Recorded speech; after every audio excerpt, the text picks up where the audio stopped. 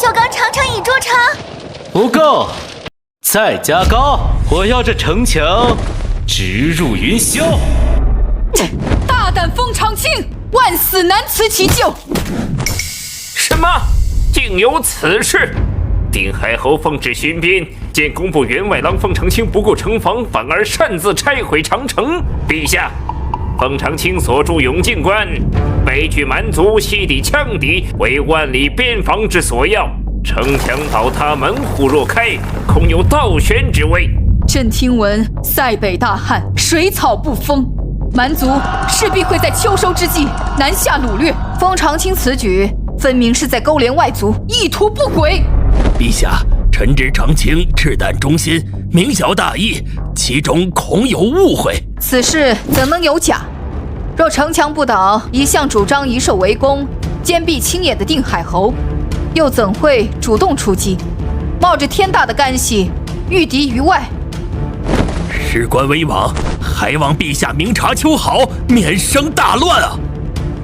陈尚书，封长青是你之门生，此事就交由你彻查，如果属实，定斩不饶。臣领旨。公子，今天封上永靖关，是不是就能回京啦？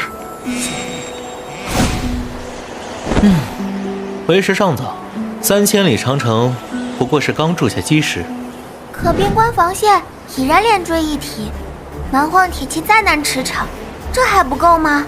如今的高度防得住金戈铁马，却防不住飞钩云梯，因而还要给它加高。公子想加之几丈？至少10丈。10丈，比京师的城墙还高。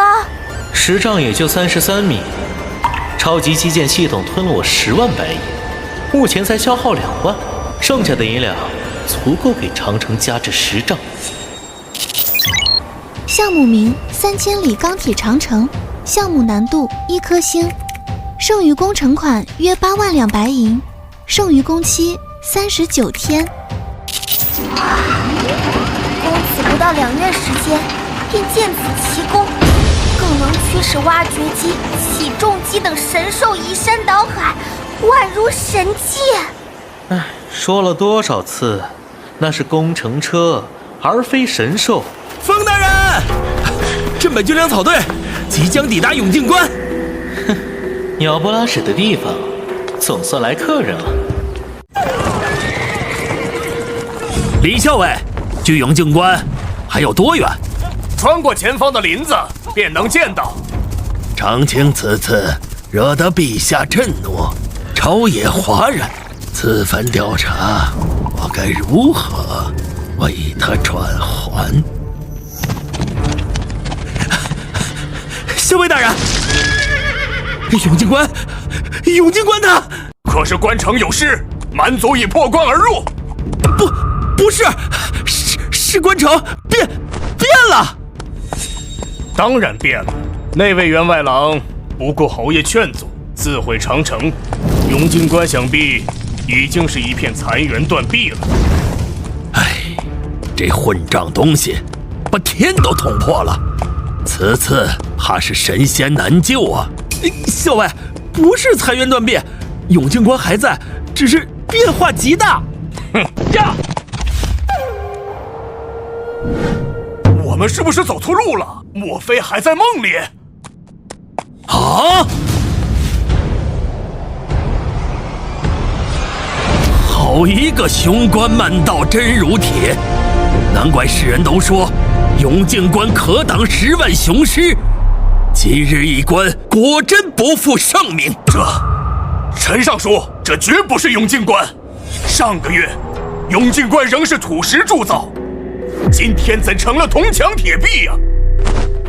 定是天神垂怜边民，因此降下神迹。若非神迹，何人能在粤语以铜铁重铸此关？陈大人为何大笑？李校尉，可曾听过海市蜃楼？自然，难道前方的奇景乃是海市蜃楼？必是海市蜃楼。我执掌工部多年，天下矿业物料调拨烂熟于心，铸造铁币需大量铜铁，可未见各地铜铁大肆征调之争。啥还是神龙？这可是实打实的神迹，我天天得从这儿过，就眼看着这个城墙啊，一尺一尺地长高。老人家，此话当真？俺还能骗官也不成？据说是冯大人用仙法招来的天兵，驱使着这个挖掘机、起重机等神兽，日夜不歇筑成此墙。挖掘机、起重机、神兽、仙法，嘿嘿，官爷，你再往前走走就能瞧见了啊！那个神兽啊，个个是力大无穷，吼声如雷呀！上一回，冯大人骑着神兽向俺冲过来，哎呀，那种神威，俺这辈子都忘不掉。老人家，你口中的冯大人，可是工部员外郎冯长清？俺只知道他姓冯，不晓得他的字讳。能有这般邪乎？校尉大人，这必是仙家手段。长青乃我门生，他若会仙术，我岂能不知？多半是以讹传讹，过分夸大。不过，这铁壁横空出世，确实匪夷所思。耳听为虚，眼见为实，没见到神兽仙术前，纵使他说的天花乱坠，我也不信。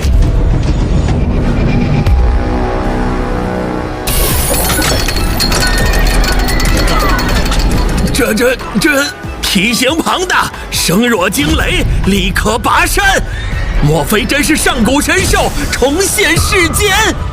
那老农竟没有糊弄我们，这世间真有此等奇兽！有生之年居然能见到神兽，冯大人必是天神下凡。神兽诱我边关，天神诱我大钱。看，那些奇装异服之人，竟能驾驭奇兽。若我大前有奇兽意识相助，何愁蛮族不灭呀？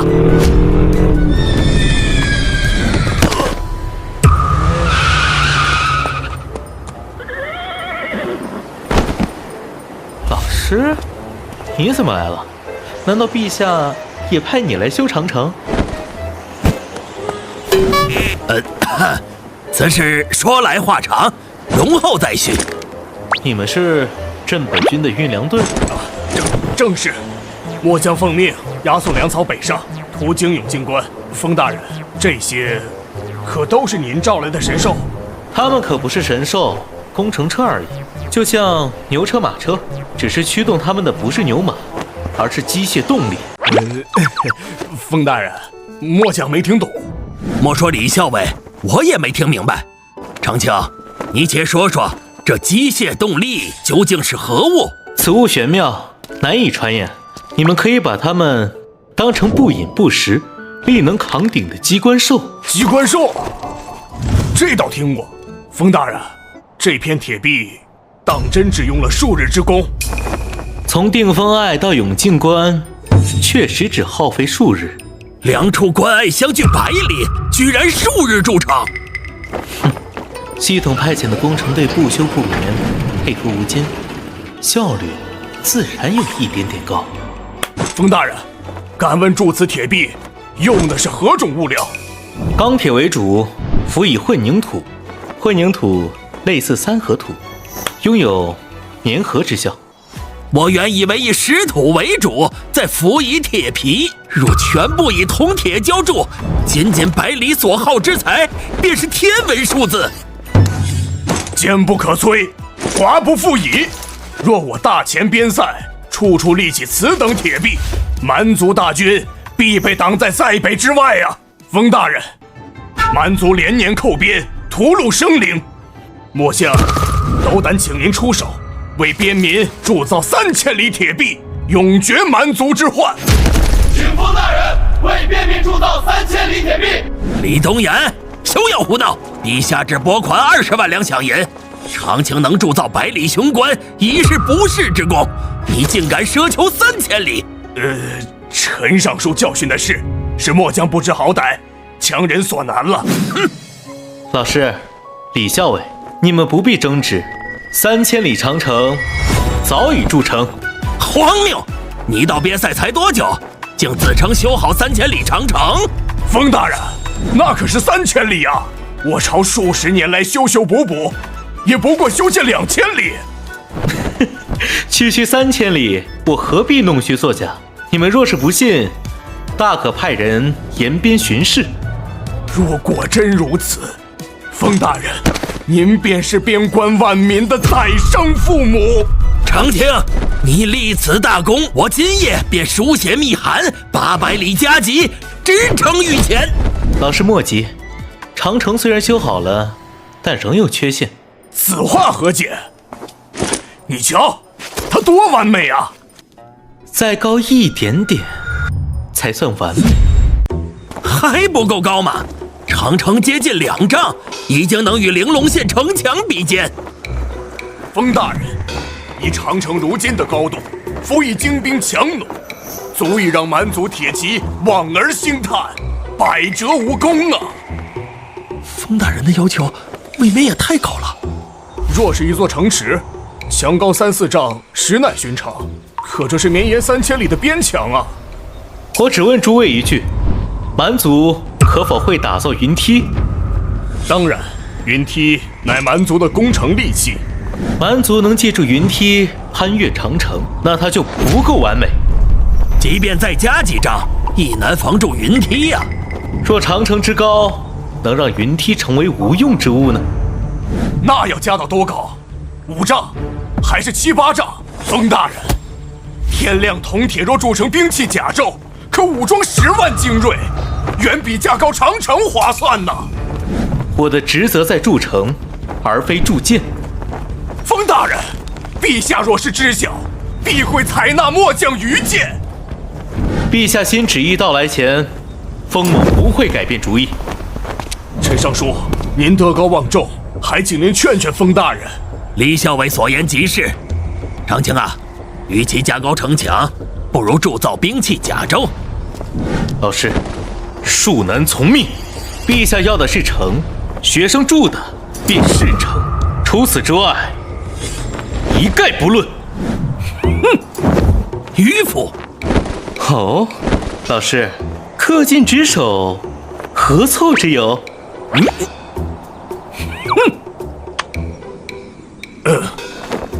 此事今后再谈。风大人，不如先带我等到城上一观。请随我来。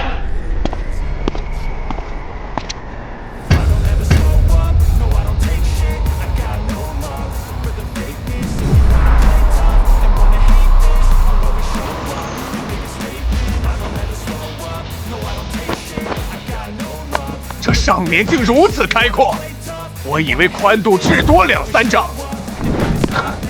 长青，长城现在有几丈宽？随地势而变，窄处4丈，宽处8丈。8丈？这是何等耗费！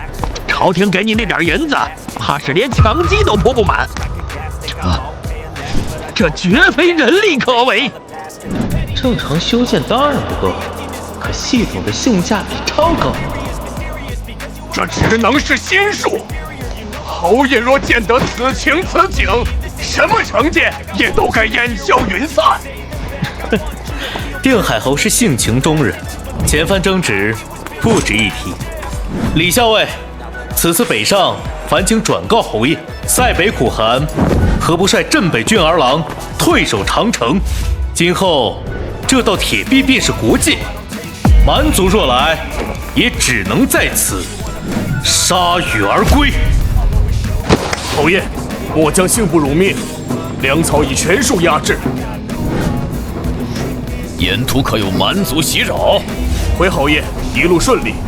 但末将此行目睹一桩惊天奇事，料想侯爷必有兴趣。何事？与长城有关。莫非是国贼封长清将永靖关也拆干净了？小侯爷只说对了一半，旧的永靖关确实片瓦无存。此僚罪该万死！小侯爷莫急，风大人已经在原址之上重新立起一座铁壁雄关。非但如此，他更是沿着边境修建出3000里铁长城。啊！你说什么？2个月铸造3000里铁长城？荒诞！2月之功，30里土墙尚难完成，何况3000里铁壁？李东岩，你莫不是失心疯了？侯爷，李东岩妖言惑众，乱我军心，当以军法处置。哼，2月3000里，封长清莫非是鲁班在世，天神下凡？诸位若不信，可多找几人求证。运粮队皆是你之心腹，只怕早已上下串通，沆瀣一气。侯爷，末将愿意项上人头作保，方才所言句句属实，若有虚假，甘受军法。大军南归之日，那道横于天地之间的边塞神迹，自会为末将作证。大王，刚从俘虏口中得到一条好消息。不久前，大监派遣一位名叫封长清的官员到边塞修建长城。这算什么好消息？可那蠢材竟大肆拆毁长城，如今长城实不存掖。他们居然自毁长城！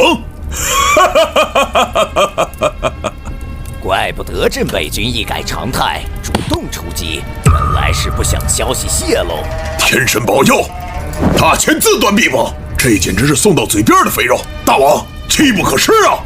本王需要一支精锐小队，绕开镇北军，直抵大钱境内。若消息属实，此队人马可长驱直入，搅他个天翻地覆。到时后院起火，定海侯焉能安坐？大王英明，我们再缠入镇北军主力，让定海侯首尾难攻。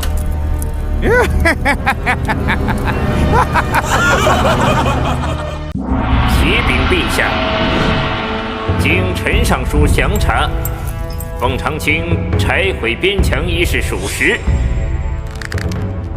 然则封长清又新建3000里长城，墙高2丈，宽及8丈，以铜铁浇筑，坚不可摧。哼，好一个陈乾！朕念他劳苦功高，才给他一个机会，他竟敢与封长清串通一气，欺君罔上！你们告诉朕，自古以来，有谁能在2月之内筑成3000里铁壁？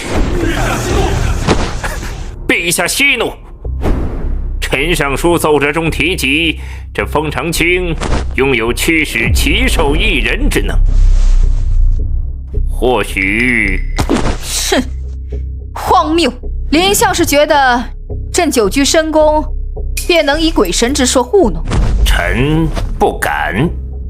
哎，陈尚书兴许是爱图心切，一时糊涂，恳请陛下念其劳苦功高，法外开恩。陛下，陈尚书不似徇私枉法之人，此事或有隐情。臣愿亲赴边关，查明实情，以解陛下之惑。不必了，朕要亲临边塞，揭开这弥天大谎。耶律大人，翻过前面的白马坡，就是永靖关。让弟兄们准备好，今晚我们在大钱境内过夜。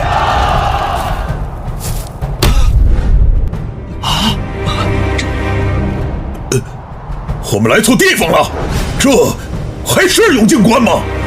耶律大人，情报有误，这哪是拆毁，分明是筑起了一道天堑，这高度怕是有4、5丈。除非我们长出翅膀，不然没法飞越永靖关。大钱人简直疯了，居然用铜铁打造要塞。走，去别处，我不信全部毒死。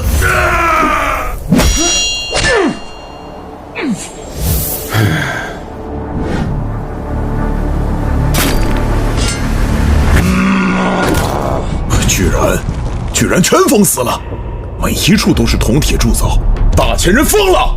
这些铜铁能铸多少刀弓，断多少铁甲，他们竟拿来筑墙！如果大前人封死全部路线，我们以后还怎么南下？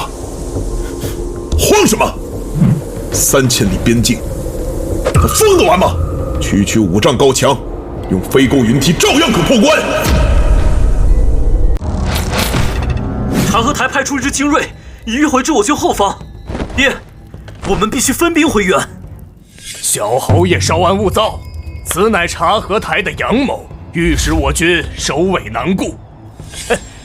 可封大人早已筑起钢铁长城，察合台此计，徒增笑耳。李校尉，后方安危系于你一言之上，最好句句属实。待回师之日，若见不到钢铁长城，我定将你与封长清一并剁了喂狗。小侯爷放心，末将不可能拿项上人头开玩笑。传令，3军整备，拂晓拔营，为师大前。察合台既知长城已毁，我军北进已失去意义。陈尚书，蛮族此次南下有数百之众，我们区区数10人，如何抵挡？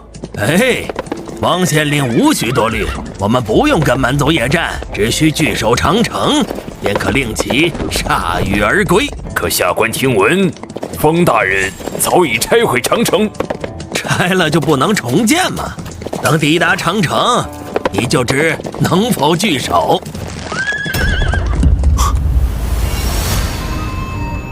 好凶哎！这就是重建后的定风隘吗？难怪陈尚书志诛在我。半月未见，竟又拔高数丈，只怕已超过5丈。现在没收500门兵，再来500也无妨啊。咱们玲珑县的城墙跟这一比，简直就是土围子。早就听闻封大人施展仙法建造长城，今日一见，竟比传闻中还高大。陈尚书，真是封大人所见？当然，你可知这墙有多长？30里。大错特错，是整整3000里。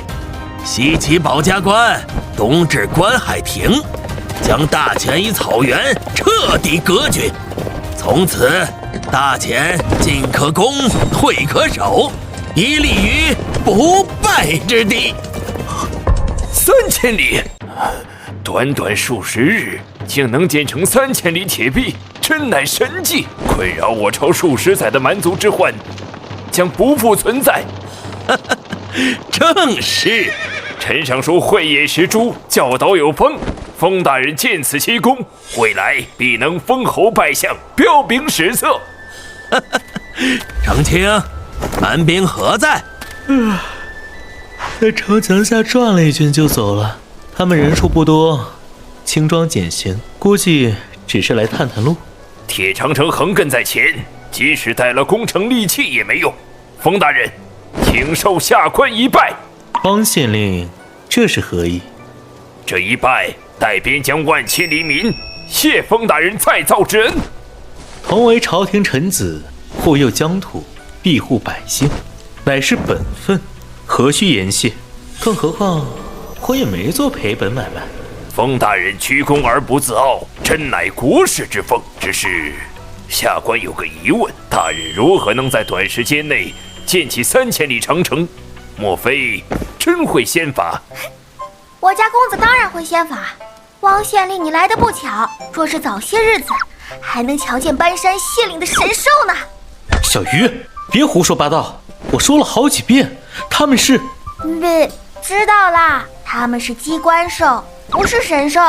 巨人，还有神兽相助。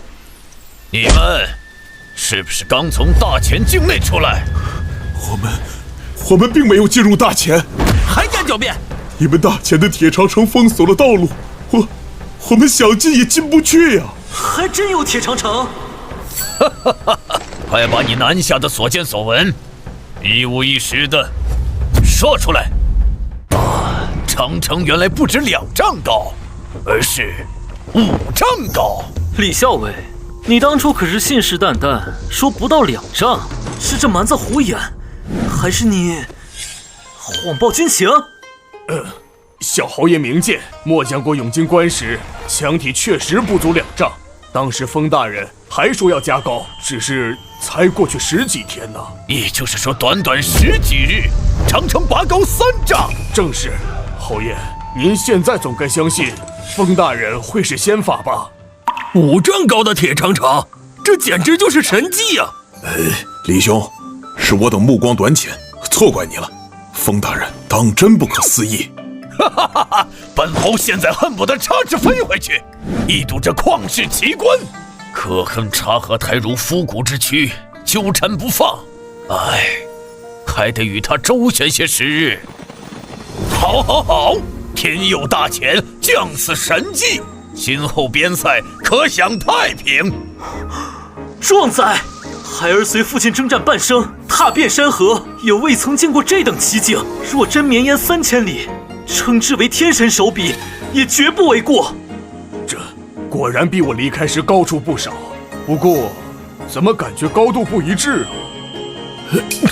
站在永靖关前，我们宛如蝼蚁。天下第一雄关，我敢断言，世间没有一支军队能攻破此关。快看，上面有东西！那是什么妖物？莫慌，那是封大人的铸成神兽。封长清竟能驱使神兽修成，此兽高达5丈，仅限一臂便已令人胆寒。我竟控制不住战力，纵使10面万千铁骑，也不曾有过这种近乎窒息的压迫。多谢神兽大人铸成，封大人能驱策神物，定是星君下凡，天神转世，神迹呀！3000里巍巍长城，神迹2字当之无愧。唉，回想昔日，我竟对封大人恶语相向，实在是羞愧难当。为父何尝不是目光短浅，错怪忠良。监官，我要亲自向封大人谢罪。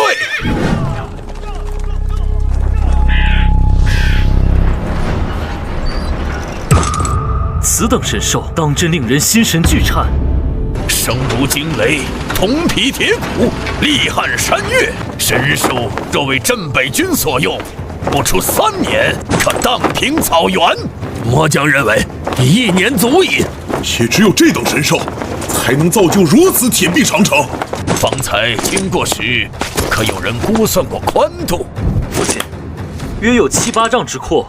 巍然屹立，厚重如山，且铜体由铜铁浇铸，浑然一体，宛若天成。其工艺精湛，远非大前匠人所能企及。侯爷，公子问你可要上城一叙？本侯正好有一肚子疑问，要向封大人请教。前些日子还骂公子国贼呢，现在改口啦？夏姑娘，以前是本侯一时糊涂，口不择言，若有冒犯之处，还望海涵。侯爷无需向我道歉，待见到公子再认错也不迟。封大人，请受徐阳一拜。当初是本侯目光短浅，错向陛下参奏忠良，如今思之，羞愧难当啊！侯爷言重了，些许误会，老师已替我向陛下澄清。幸亏陈尚书出面，不然陛下怪罪下来，本侯可就无地自容了。封大人，徐臣也来请罪。昔日我有眼无珠，竟将国之栋梁视为奸佞，百般羞辱。大丈夫立于世，有错必认，有债必偿。今日我便自斩耳光，以正己过。小侯爷，一点小误会，不必自责。多谢封大人宽宏大量。此事已了，现在谈公事。封大人为大秦铸造3000里不朽长城，全体镇北军向封大人致以最高敬意。侯爷，诸位将士，快请起！封某何德何能，受此大礼。封大人，镇北军世代驻守边疆，自他们的曾祖辈起，便血染黄沙，污埋荒野。只为换得身后百姓世代安宁。如今你铸此铁壁，让我辈百年夙愿得见曙光。你若受不起，这天底下还有谁受得起？新任务发布，为3000里长城项目再充值3万两白银，可提升修建效率。长城建成后，高度翻倍。我操，高度还能加，只需3万两，从10丈变20丈。也罢，看在镇北军这一跪的份上，我冲！恭喜你充值成功，项目延期7天。侯爷与诸位将士请起，你们既以最高礼仪相待，我封长清也回赠镇北军一份薄礼。我决定在原有计划上为长城再增高度。公子，10丈高已经是惊世骇俗，你还要往上加？什么？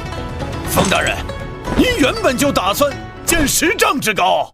爹，他的意思是比10丈更高？风大人，10丈已是闻所未闻、古今未有的高度，你还嫌不够高？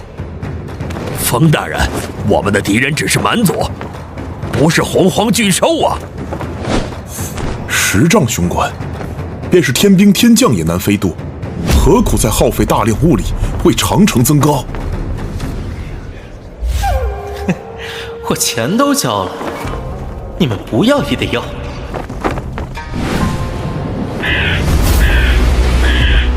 大王，有2件事，耶律刚刚苏醒。另外，大前那边的暗线也送来密信。本王给耶律500精锐，如今只剩他一人苟活，真是个废物。他醒来后怎么说？他说，他们未能踏入大前半步。他还说，那长城非但未毁，反而化作一道5丈高的铁壁，横亘边境，坚不可摧。荒唐！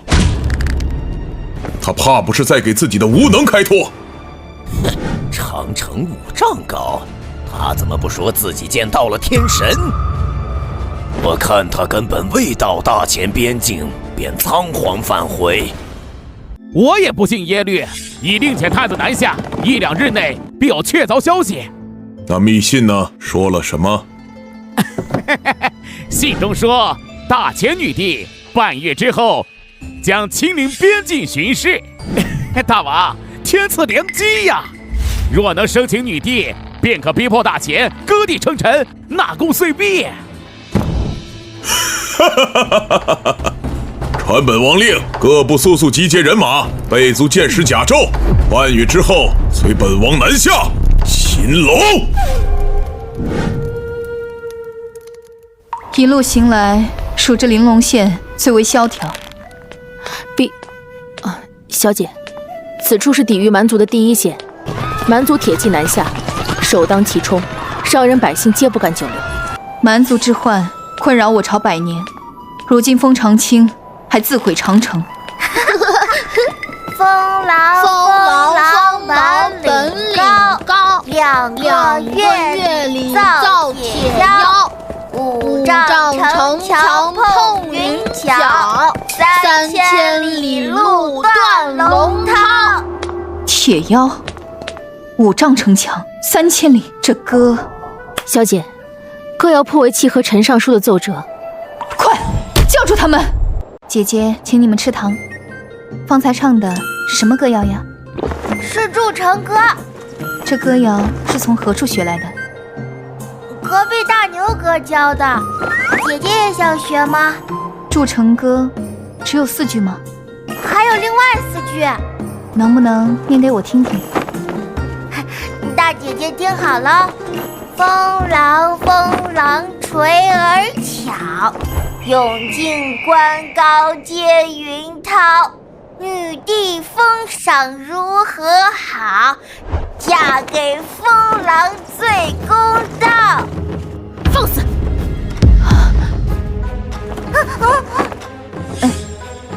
莫要惊吓孩子，童言无忌，他们只是学舌而已。你们可知这歌谣是什么意思？的。这风狼是谁？当然是修长城的风大人。俺爹娘刚在家里给风大人立了长生牌位，早晚3炷香，恭敬着呢。俺家也是，俺爹说，风大人给咱们造了保命的铁城墙，就该享用全县的香火。你们爹娘见过3000里长城？俺爹见过，他说那墙高的望不到顶，跟天连在一块儿。不过爹没敢靠近，说是有山一样大的神兽守着，打个喷嚏就像打雷，可吓人呢。小姐，莫非陈尚书没有胡编乱造？风长青真的修建了3000里长城？比天高的墙，山越大的神兽，你信吗？此事骇人听闻，怕是有人故弄玄虚，操纵舆情。筑城哥多半也是他的手笔，此人其心可诛。走，去会会本县的县令，朕倒要听听他的看法。汪县令既然知晓筑城哥，想必也清楚风狼是何许人，他竟敢以歌谣亵渎天威，你说朕该不该杀？陛下，万万不可呀！有何不可？风大人为我大前立下不世之功，擎天之业。陛下若因一首市井童谣而诛杀功臣，恐非明君所为，必将让天下人寒心呐！哼，你倒是给朕说说，他风长青立了什么功？难道那虚无缥缈的千里长城竟是真的不成？陛下，是3000里铁壁长城，更是庇护便民的大前铁腰。大前铁腰？哼，汪文琪，连你这朝廷命官也敢拿市井流言来搪塞朕？陛下明鉴，此绝非流言。朕不信。风长青才来边疆多久，怎能铸造3000里铁长城？何况朕只给他20万两白银。陛下，臣若非亲眼所见，纵有10个胆子，也不敢在御前妄言呐。陛下既然不信汪县令，也不信老臣的奏章，何不亲临边关，一辨真伪？耳听为虚，眼见为实。陛下亲临，便知那5、6丈铁壁绝非虚言。臣徐阳拜见陛下。陛下銮驾亲临，臣未能远迎。若非汪县令传讯，臣竟全然不知啊。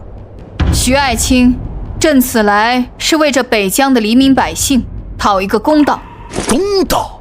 啊，陛下所指，莫非是风大人拆毁旧城一事？正是。陛下，臣有罪，臣为明察秋毫，便贸然上书弹劾忠良，险些令国之栋梁蒙受不白之冤。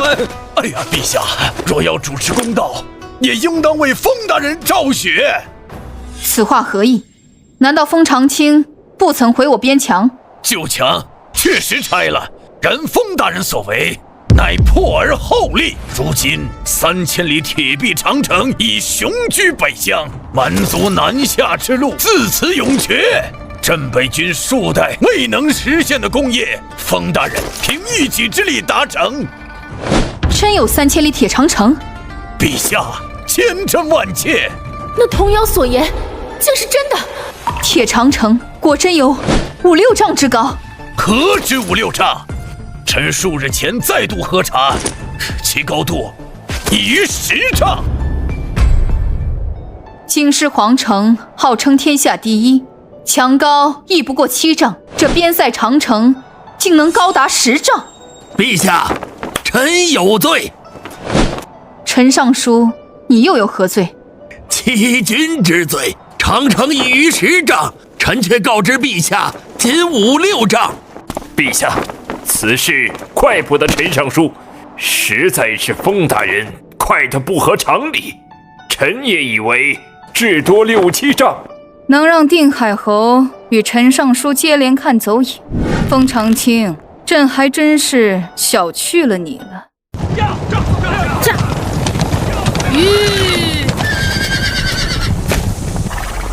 这便是那铁长城吗？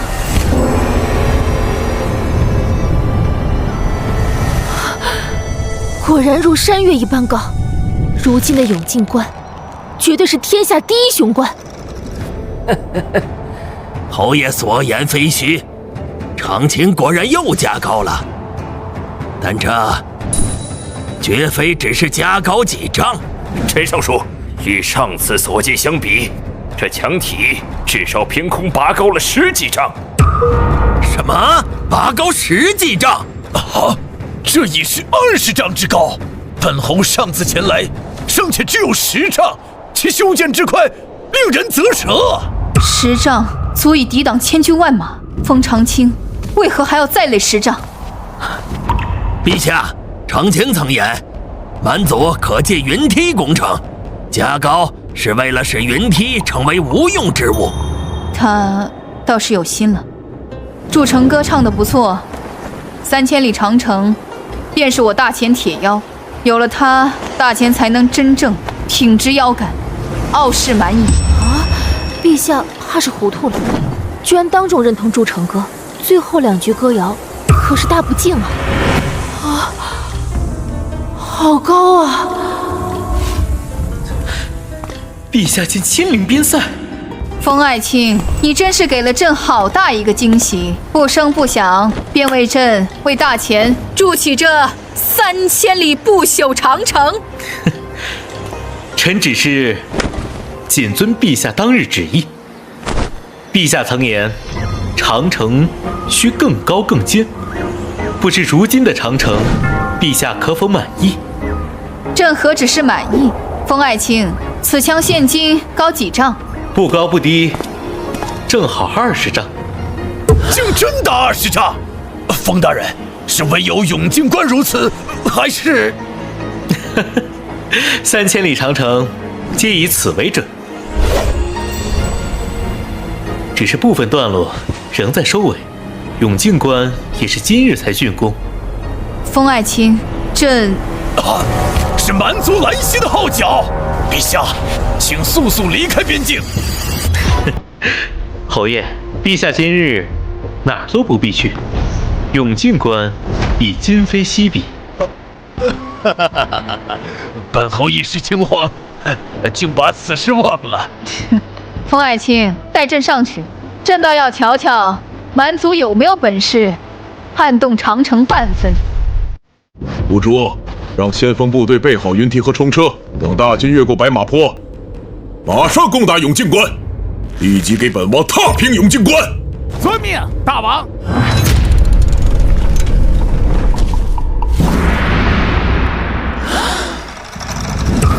好一座雄关，这高度何止5、6丈？我们的云梯够长吗？除非我们长了翅膀，不然不可能攻破永靖关。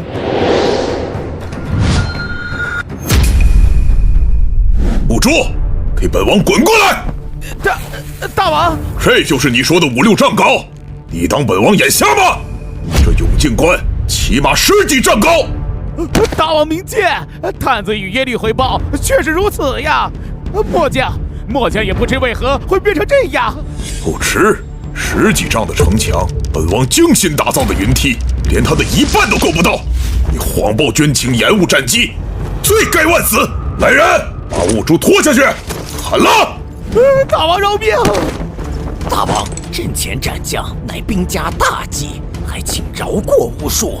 大王，耶律与探子众口一词，或许这城墙真是近10几日突然拔高的。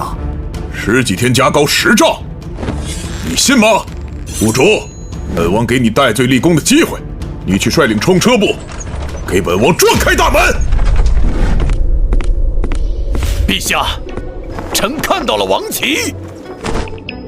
察合台亲自领军南下吗？看，蛮族准备用冲车撞门，快阻止他们！陛下莫急，大门十分坚实，还分为内外2道门。蛮族想用冲车撞开大门，无疑是蚍蜉撼树。那我们总要做些什么？不需要，陛下大可当成一场杂技表演。兀术将军根本撞不开，弟兄们轮番撞了几10次，那城门纹丝不动啊！ 20丈高的城墙，那门怕是玄铁浇筑而成。别说我们，就算天王老子来了，也休想撼动分毫。我们撤！谷主，城门未破，你竟敢擅自撤回？那永靖关大门乃是千锤百炼的金铁锁住，非是冲车所能撞开，末将无能为力呀！一群废物！大王，要不要动用那件武器？不行，不到关键时候绝不轻用。既然攻不破永靖关，我们转攻定风霭。这长城必有疏漏之处。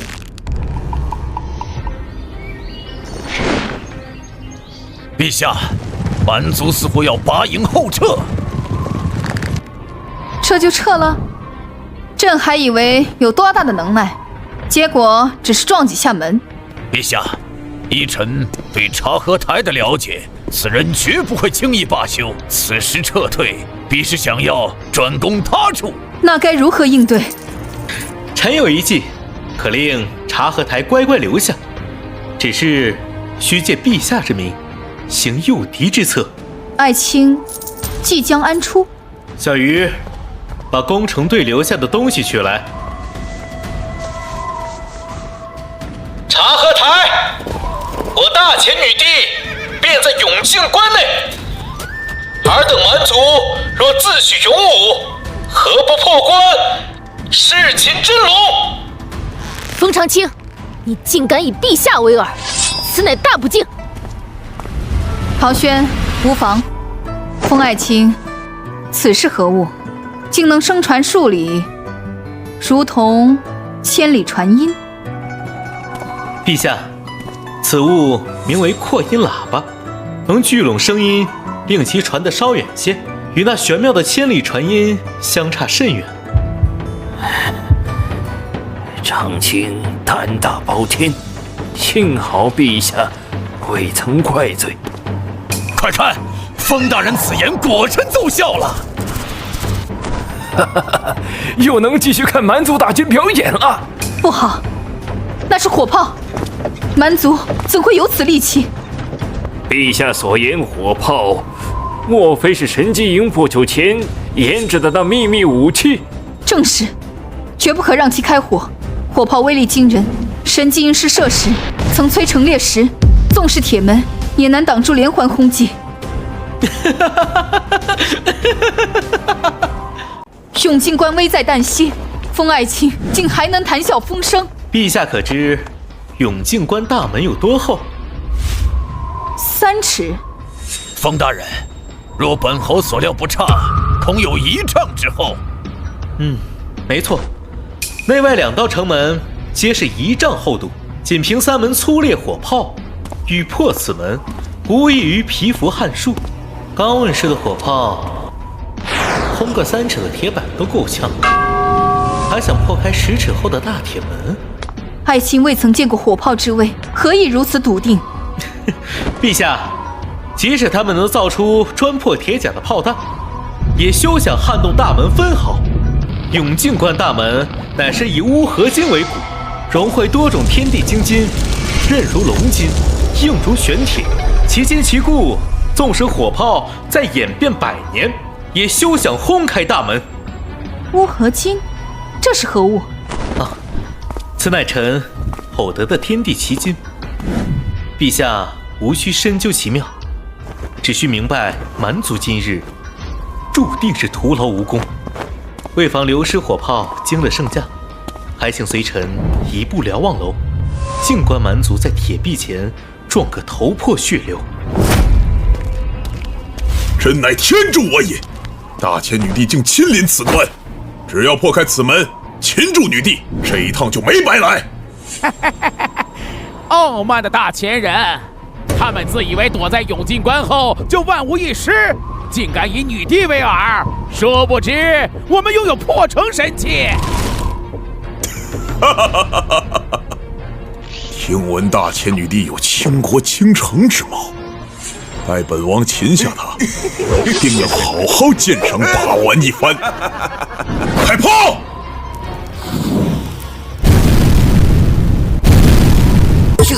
与雷霆有何区别？区铁门，焉能阻挡？有此神器，大千纵使城池上千，也将在炮火之下灰飞烟灭。天威，这是天威啊！这定是天神赐下的神器，蛮族必将大兴。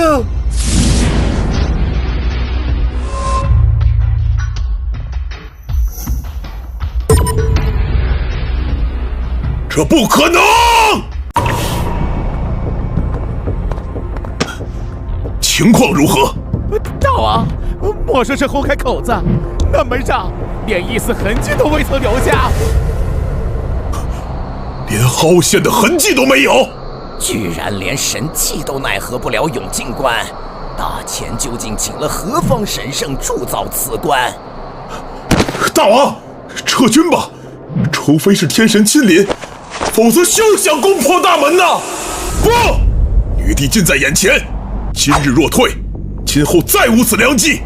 给本王装填炮弹，准备第2轮炮击。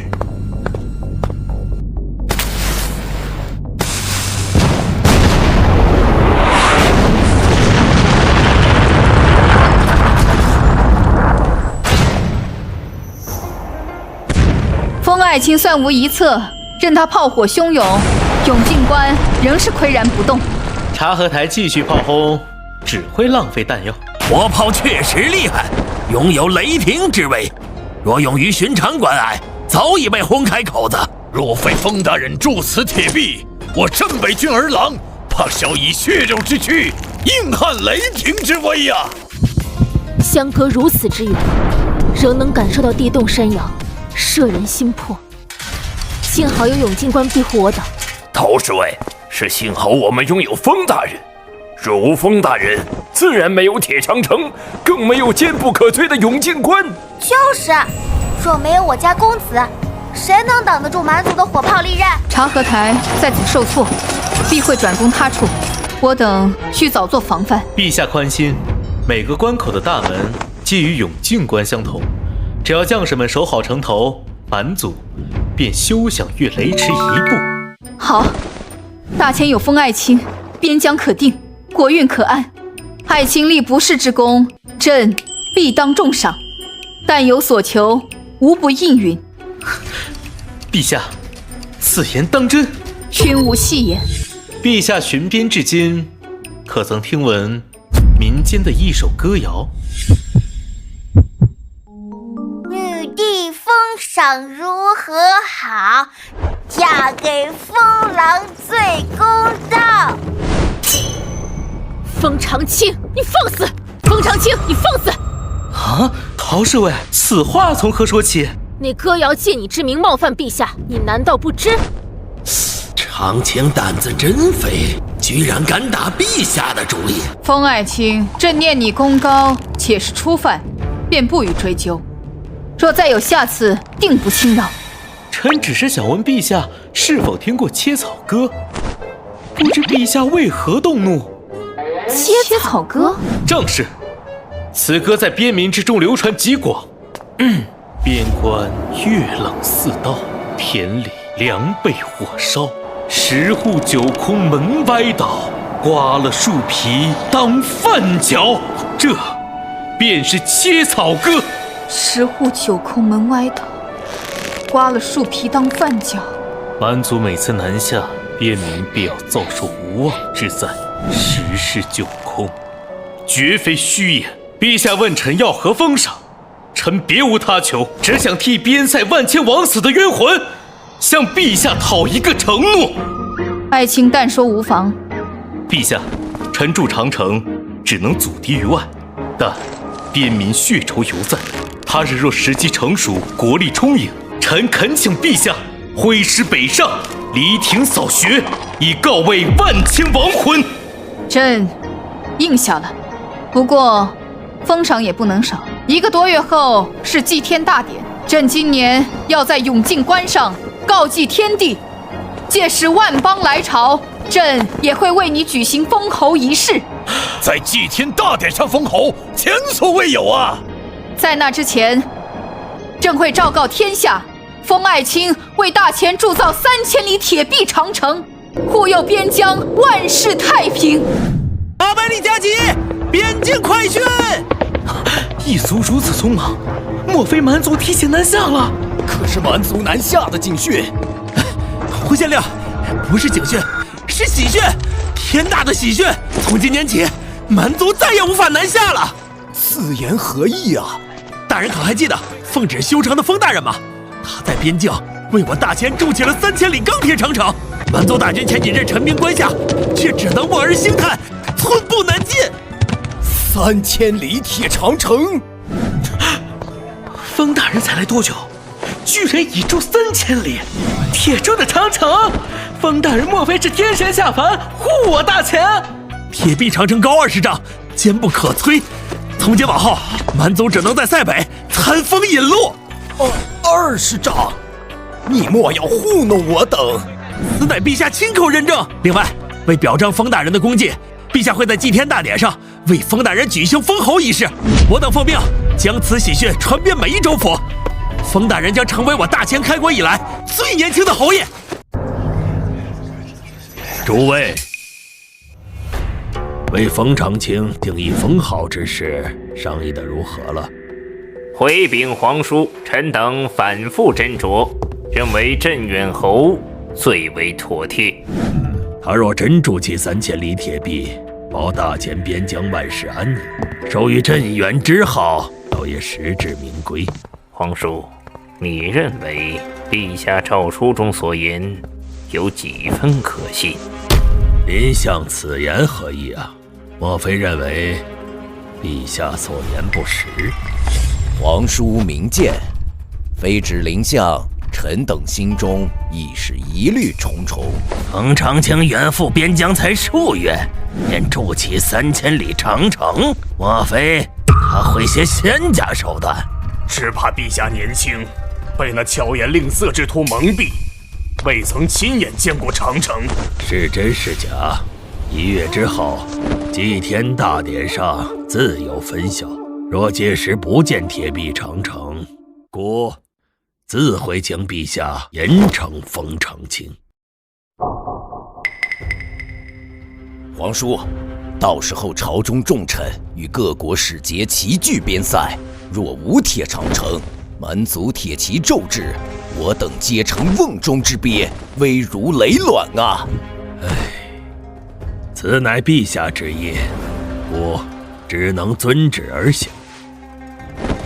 皇叔，臣能证明陛下诏书字字确凿，绝无半字虚言。臣上说，封长清当真筑成3000里铁壁，且墙高20丈，3000里确凿无疑。至于高度，恕臣无法断言。哦，为何？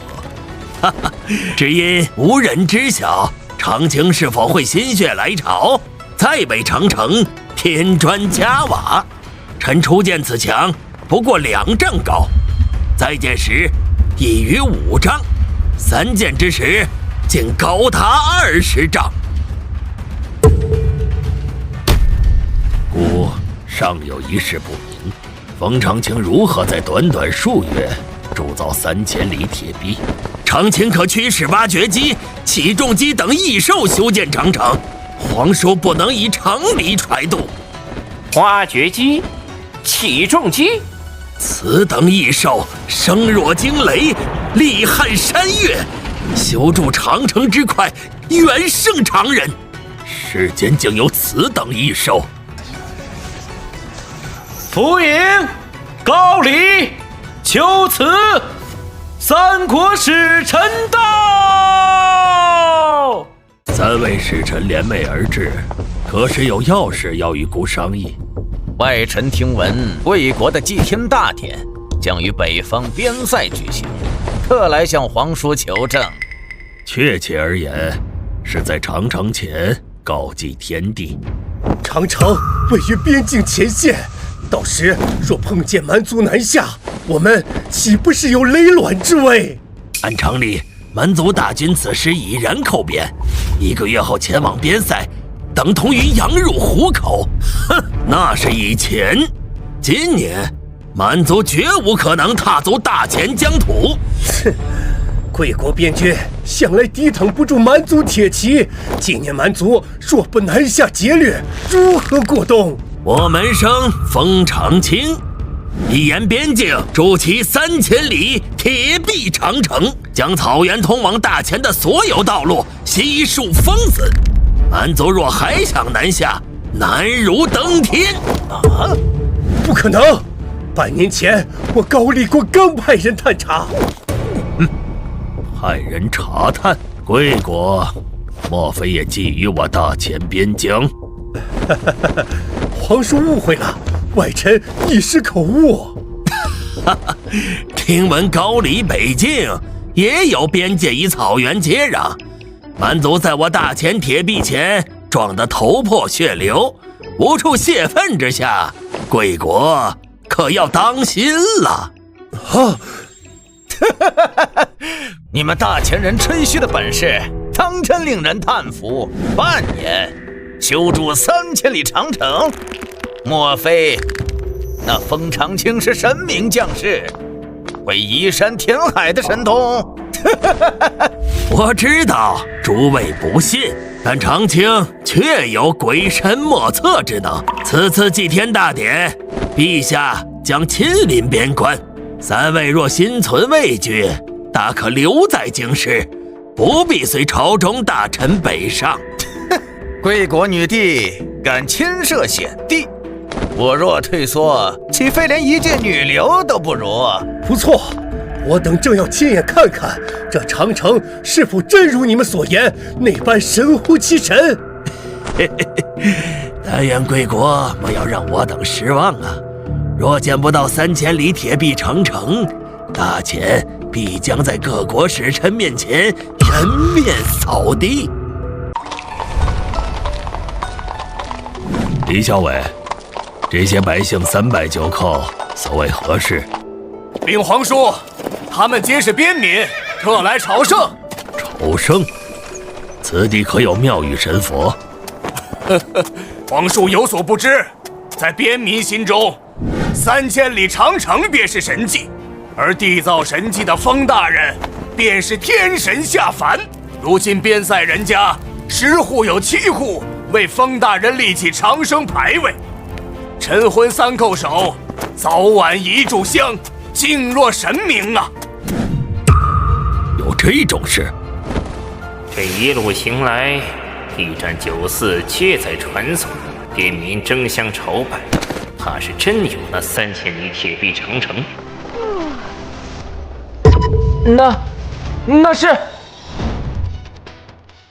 诸位，那便是3000里铁壁长城。相隔如此之远，竟已能窥其巍峨轮廓，莫非真有20丈高？难怪蛮族无力南下，此等长城，怕是神仙也难渡。绵延千里，横绝北地，这便是国之屏障。铁笼锁江，国运永昌啊！神迹啊！我边防列国，今日方知何谓神迹。难怪能将不可一世的蛮族挡在塞北之外。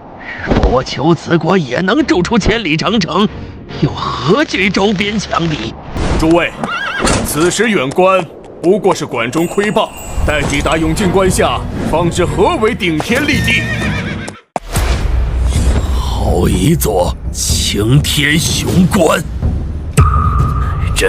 这真是人力所能铸造，通体铜胶铁铸，浑然天成，这分明是九霄仙文降落凡尘呐！高耸入云，固若金汤，蛮族焉能不退？如此整整，大前塞北，万事无忧。天神呐，求您也垂怜我求此，赐下千里铁笼吧！陛下有旨，众臣已至，吉时已到，祭天大典起！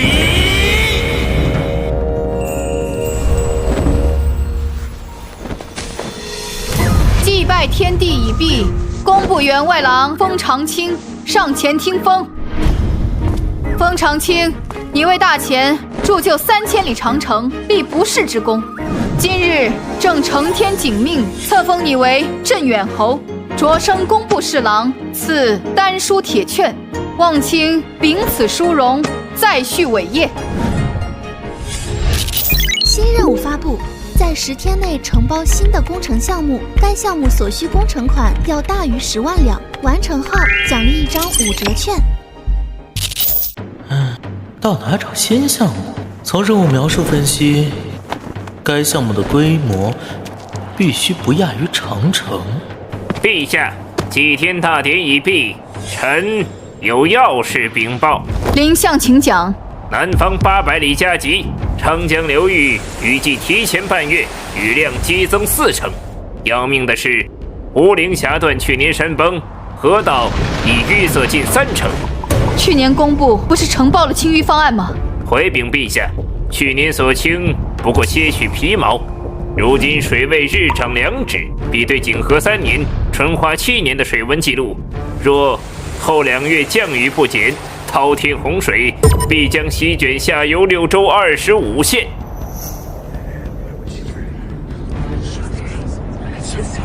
现在抢修河道可否来得及？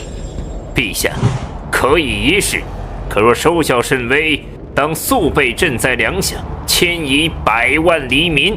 陈尚书，抢修河道之事，便交由你全权负责。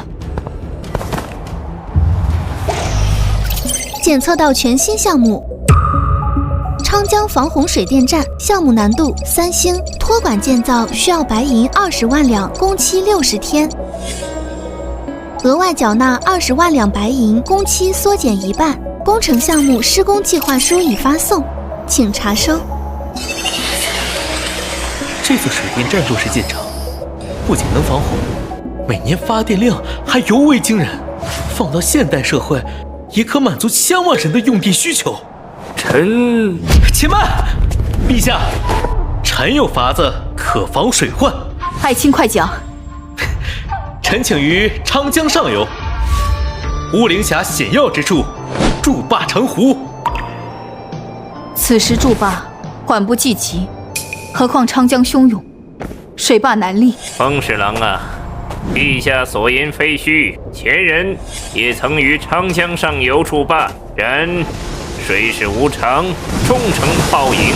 若陛下拨款40万白银，臣可在洪灾降临之前，让大坝拔地而起。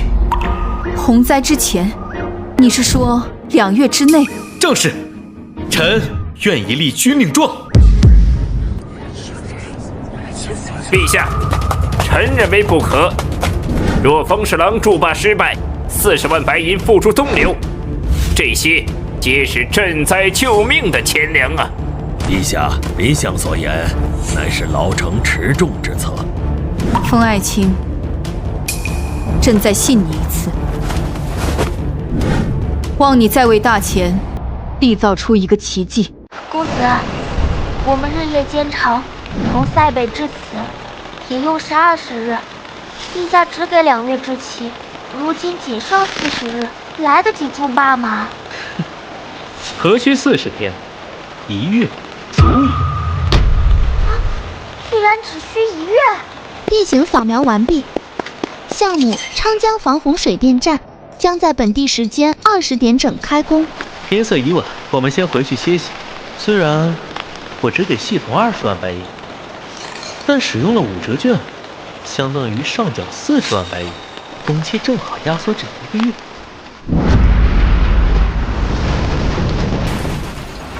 哎呀，铜皮铁骨，吼声如雷，这些野兽究竟来自何方？今早险些被他们吓破了胆。各位军爷，这些巨兽是何物啊？怎会一夜之间冒出数百？诸位乡亲莫慌，此乃镇远侯座下神兽，奉命到此，是为了锁住昌江，筑坝安民。镇远侯，嘿，军爷，可是那位修筑3000里铁长城的侯爷啊！正是。这传闻竟然是真的，这镇远侯真有驱策神兽之能，俺们这些糙汉子竟也有福气得见仙家手段。这猿猴必是仙人，竟有数百神兽受他驱使。侯爷，神兽是否在挖掘水道，形成引河？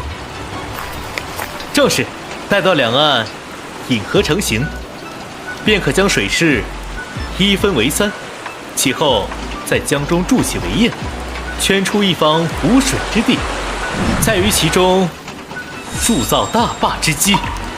侯爷想在这奔流不息的长江之中，硬生生圈出一块干地，这古今未有啊！前人筑坝多是在枯水期行筑墙之事，侯爷却反其道而行。我也想在枯水期筑坝，但洪灾将至，时不我待。公子，长江波涛汹涌，能围得住吗？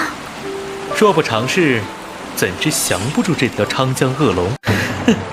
引河已成，水势三分，下一步便是架桥、造围堰。侯爷3日开凿2条引河，真乃神速啊！但想在怒涛之中圈出干地，无异于水中捞月，难如登天呐！李校尉莫急，降龙也需一步步来。我才离去几个时辰，这2座铁桥是何时飞架于江上啊？李校尉，是那些神兽，他们运来无数铁箱，顷刻间便拼接成了这通天之桥。也是，一想到侯爷2月就筑3000里铁壁，眼前这2座桥反倒显得寻常了。很好，江中围堰已成。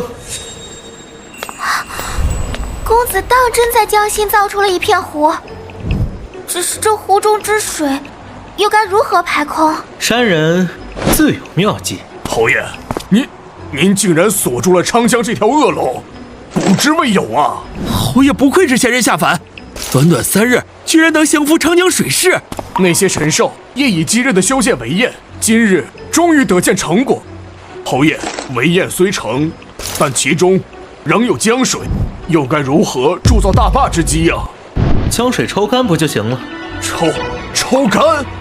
莫非侯爷还会袖里乾坤、移山倒海的大神通？何须仙法，用抽水机便可。抽水机？又是机关兽吗？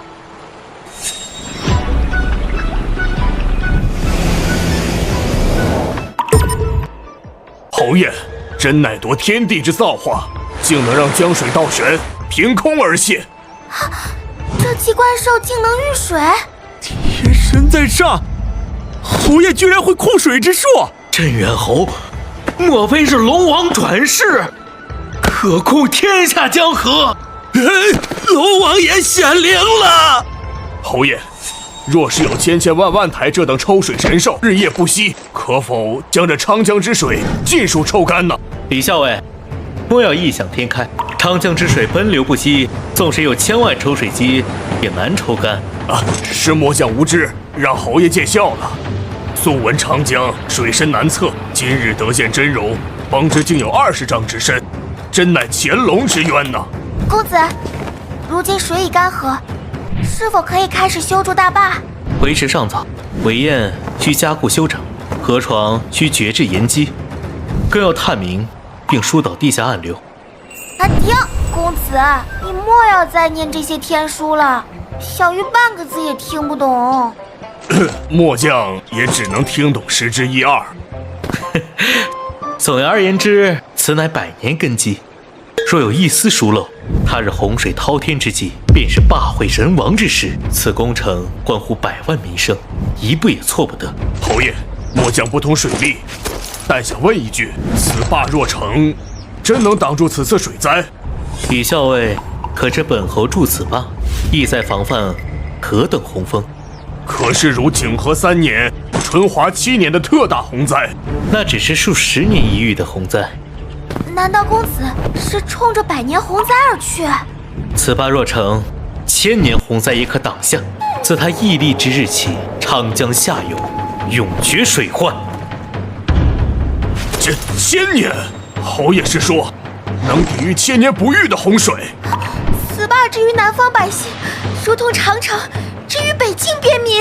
北筑铁壁以拒蛮人，南立大坝以泽汤生。此坝若成，侯爷必能封王啊！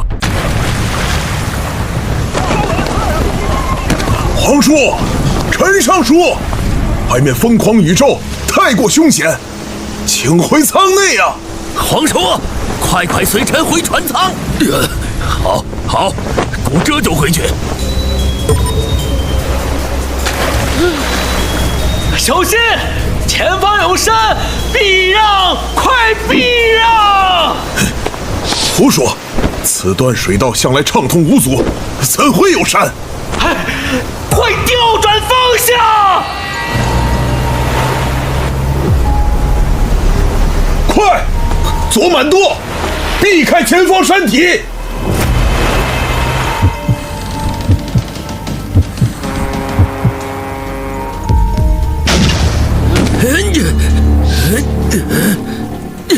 皇叔，可曾受伤？那是什么？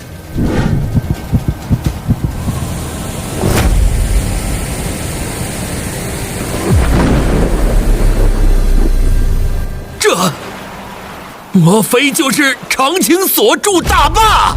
此乃长江何处？可是到了乌灵峡地界？回皇叔，江面雾气太重，小人仅能凭感觉。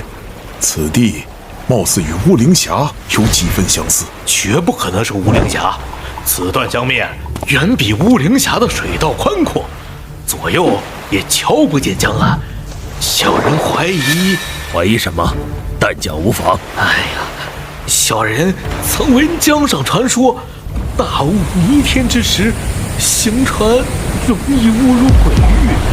皇叔，请看前方这遮天蔽日之墙，或是那鬼域屏障。休要胡言，即刻驾船，沿着这墙体航行。本官倒要看看，这墙究竟是何物。长江之深，向来难测。若此物乃长青所筑大坝，其水下根基不知几丈，仅水面上肉眼可见之处，便不下20余丈。若此物真是镇远侯所筑水坝，其水上之区数丈足矣，何必多筑10余丈？臣或可猜到其用意。哦，是何用意？当初修建长城，5丈已堪称天堑，他却执意加高至云梯难及之处。如今筑坝，其心思只怕如出一辙，料敌从宽，欲栽于未然。一切只是猜测，此物未必是水坝。则来镇远侯动工不过半月，眼前这横断江流的仙家屏障，7月之间岂能造出？皇叔明鉴，凡间绝无可能铸此神物，必是鬼域屏障无疑啊！这边有动静，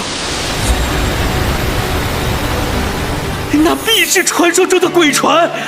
听这声音，只怕是幽冥蛟龙所化。难道我们真误入了鬼域？陈尚书，这皇叔莫慌，未必是鬼船，竟是一条铁甲舰，无帆无桨，却能破浪而行。铁甲巨舰竟能在水上行舟，铜皮铁骨，不借锋利，它只能是鬼船了。我就知道，寻常船只岂能如此？我们定是入了鬼域。都起来，此非鬼船。皇叔，铁船后称与长青在边塞驱使的机关兽如出一辙。机关兽，前方可是皇叔与陈尚书。正是我等。诸位，铁船之上乃是镇北军李校尉，也是镇远侯的侍卫。我们没有闯入鬼域，此非鬼域屏障，而是镇远侯为我大前在长江之上筑起的镇江神碑。皇叔、陈尚书，您二位怎会从上游而来啊？哎呀，此事说来话长。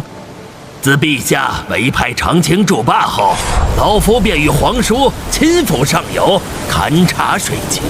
连日暴雨，水势汹涌，我等顺流而下，谁曾想竟一头撞上此坝。原来如此，大坝昨日方合龙所将，您二位便到了。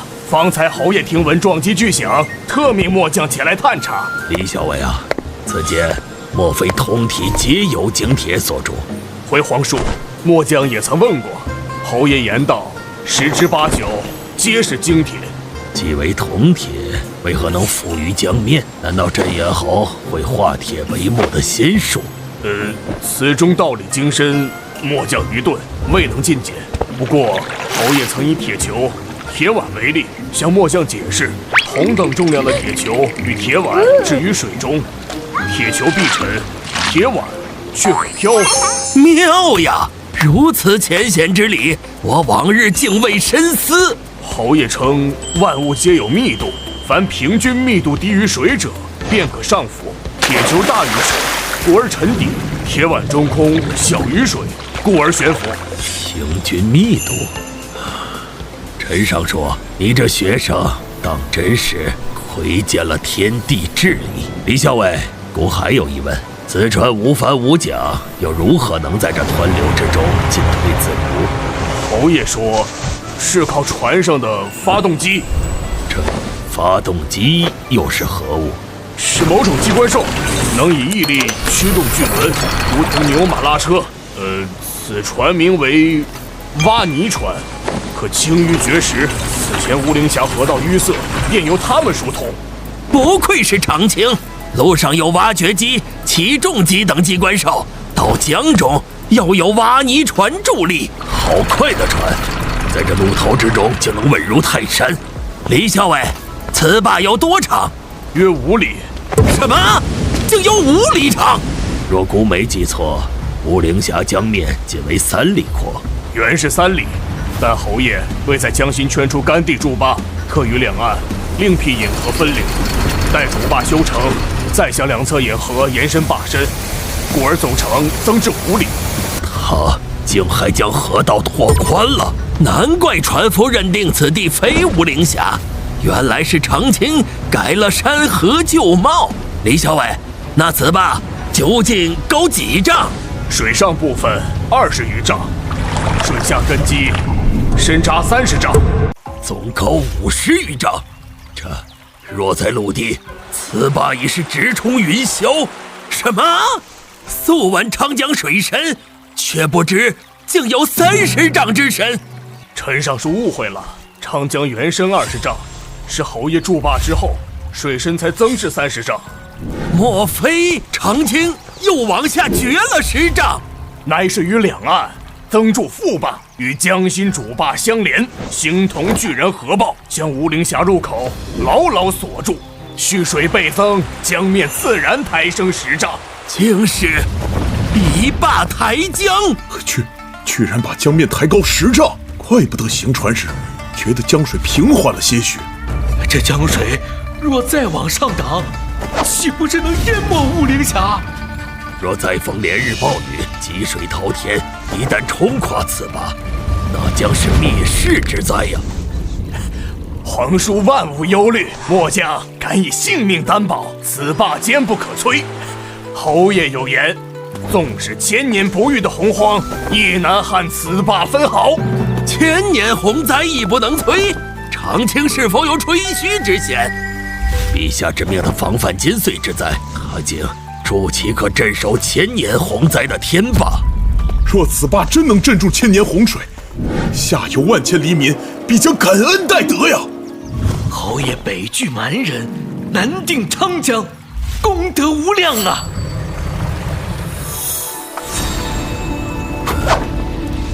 是孤眼花了吗？前方怎会有一轮旭日升起？日升东方，铁船并非向东而行，彼处何来旭日？这大雨滂沱的天象，怎会见得日光？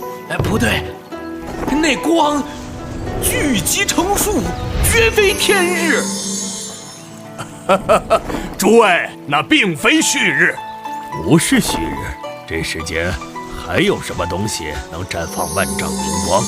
此物名为电灯，其效与烛火相仿，但烛火燃指发光，此灯却以电生光，其会远胜烛火1000倍万倍。以电生光，这世间竟有此等奇物！电灯，李校尉，你言下之意，莫非长青亦能驾驭雷霆？不错，点亮这神灯之光，正是来自那九霄云外的浩荡天雷。长青还能引来9天雷霆？雷霆之威湮灭万物，镇元号竟能驯服天威，化为己用。侯爷必使雷部正神下界。不能镇昌江，又能御神雷，侯爷必是龙王爷转世啊！光耀果真堪比日辉，却无烈日之灼。此光之盛，煌煌如柱，远非萤火烛光所能及。他竟如活物般，可以自如摇头。此物立于大坝之上，恰如大日凌空。此刻上是白昼，其辉位至极致。若待夜幕降临，此灯方显真容。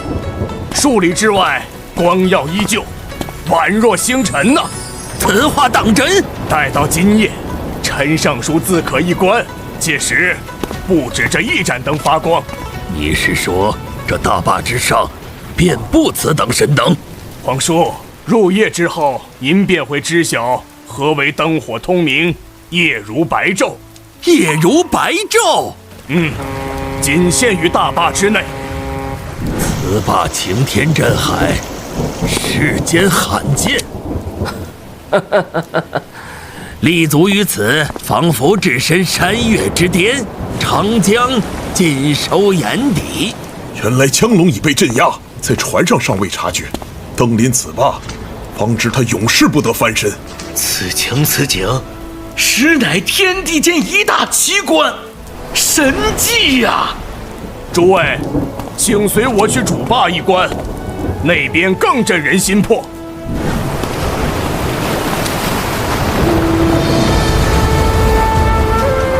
诸位，请观下游。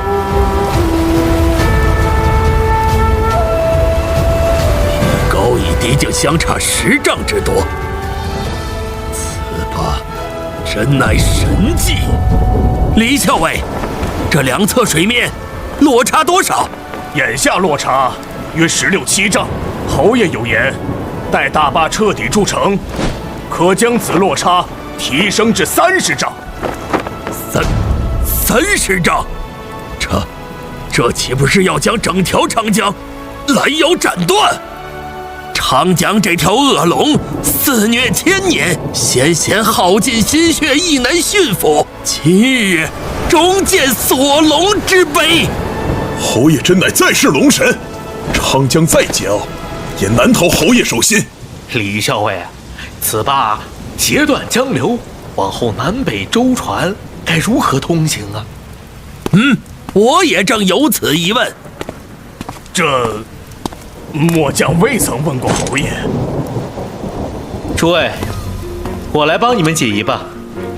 诸位请看，那边设有一条通行水道，可引舟船至升降机。此物拥有1000钧之力，舟行其上，如乘云海浮台，上下无阻。升降之物孤也曾见过，但能托举舟船之物，闻所未闻。长青，此升降机莫非也是依靠绳索滑轮之力？老师，寻常绳索滑轮焉能承载1000钧之舟？此升降机有擎天之力，可托举世间万舸。诸位，请随我来一观便知。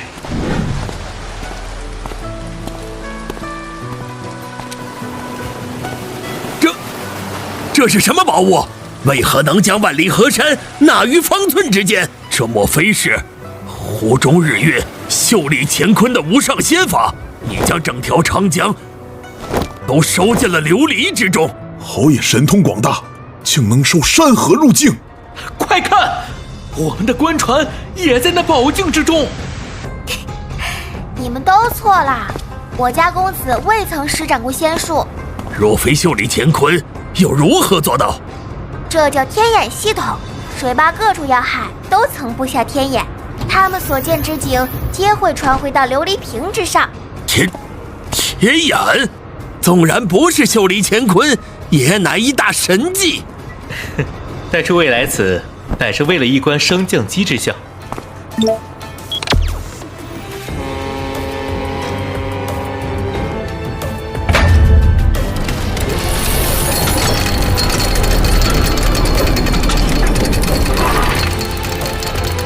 此物真有千钧神力，那铁船重若山岳，竟被他轻易抬升而起。今日当真大开眼界，有此神物，舟楫往来确实如履平地。若从上游去往下游，也可乘坐升降机吗？侯爷，小人佩服。用此法可管控往来舟船，朝廷若在此坝设卡，这主意不错，我定向陛下奏明。皇叔，老师，一路风雨，衣衫尽湿，我先带二位去换一身干净衣物，稍作休整。此物格局清雅，陈设别致，竟不逊于孤王的王府暖阁。皇叔，王府定不如此处。我敢断言，纵使陛下驾临，亦是乐不思归。此榻竟如此软绵，且暗藏韧劲。此物名为弹簧床垫，表面柔韧，富有弹性。皇叔不妨坐下一试。这竟比孤的鹅鱼软榻舒适千百倍。哦，竟有此事！果真如坐云端，飘然欲仙。若能在此安寝，何愁不能酣然入梦啊！皇叔，臣上说，此间妙处远不止一榻，容我为二位介绍一二。此物名为花洒，可随心喷洒冷热净水，以供洗浴。这竟真能凭空生水，清澈冰凉，不见杂质。花洒，此物之水源于何处？此水皆取自昌江，通过管道输送至此，看似清澈，实际历经沉淀过滤，去无存精。这是热水！仅是拨动小巧机关，冷水竟然能顷刻化为热水。莫非管道也接通温泉？附近并无温泉，冷水通过此物，方可瞬息加热。区区一方铁匣，竟有顷刻沸水之能。此物周身不见心火，如何能煮水？此乃电热水器，以电生热。又是雷电！长卿，李校尉称你能驾驭9天雷霆，可有此事？此电非云上雷霆，而是源于这一坝一江，水亦可生电。水可生电，爽！陈尚说，感觉如何？前所未有之舒坦，周身疲乏一扫而空。是啊，尤其是那浴缸，浸泡期间热流环绕，胜似温泉。最后卧于那云团软榻之上，几乎顷刻入梦。那马桶也是奇物，洁白如玉，光可见人，总有浊秽入内，亦在顷刻间消失无踪。此间种种令人惊喜，故已拟好奏章，将遣快马回京，上报今日见闻。今日细观此坝，方知何谓鬼斧神工，横扫大江，何其壮观！天色已晚，我等还是先回去歇息吧。哈哈哈！陈尚书这般急切，莫非是挂念那云团软榻，想早早梦游太虚？这是回皇叔，此乃大坝的照明系统。侯爷有言，坝上布有白盏电灯，如万千星辰，入夜自明，真乃奇观。恰如李校尉奸臣所言，灯火通明，夜如白昼。灯光辉映，江流尽成碎金，此景恐从天上来呀！此灯真乃神物，若我大前遍地皆是此物，岂不是永无长夜？陛下，察合台再度遣使，愿以5000匹战马，换取过冬粮食。此事，朕绝不同意。蛮族今岁无法南下劫掠，部落存粮告急，才以此计苟延。若与其交易，使其休养生息，来年养足战马，边塞仍存隐患。陛下，朕意已决，不必在意。陛下，南方800里加急！快念！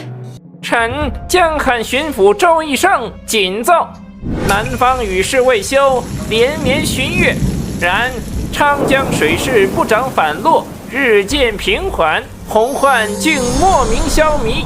此事有违常理，臣百思不得其解，故而上报。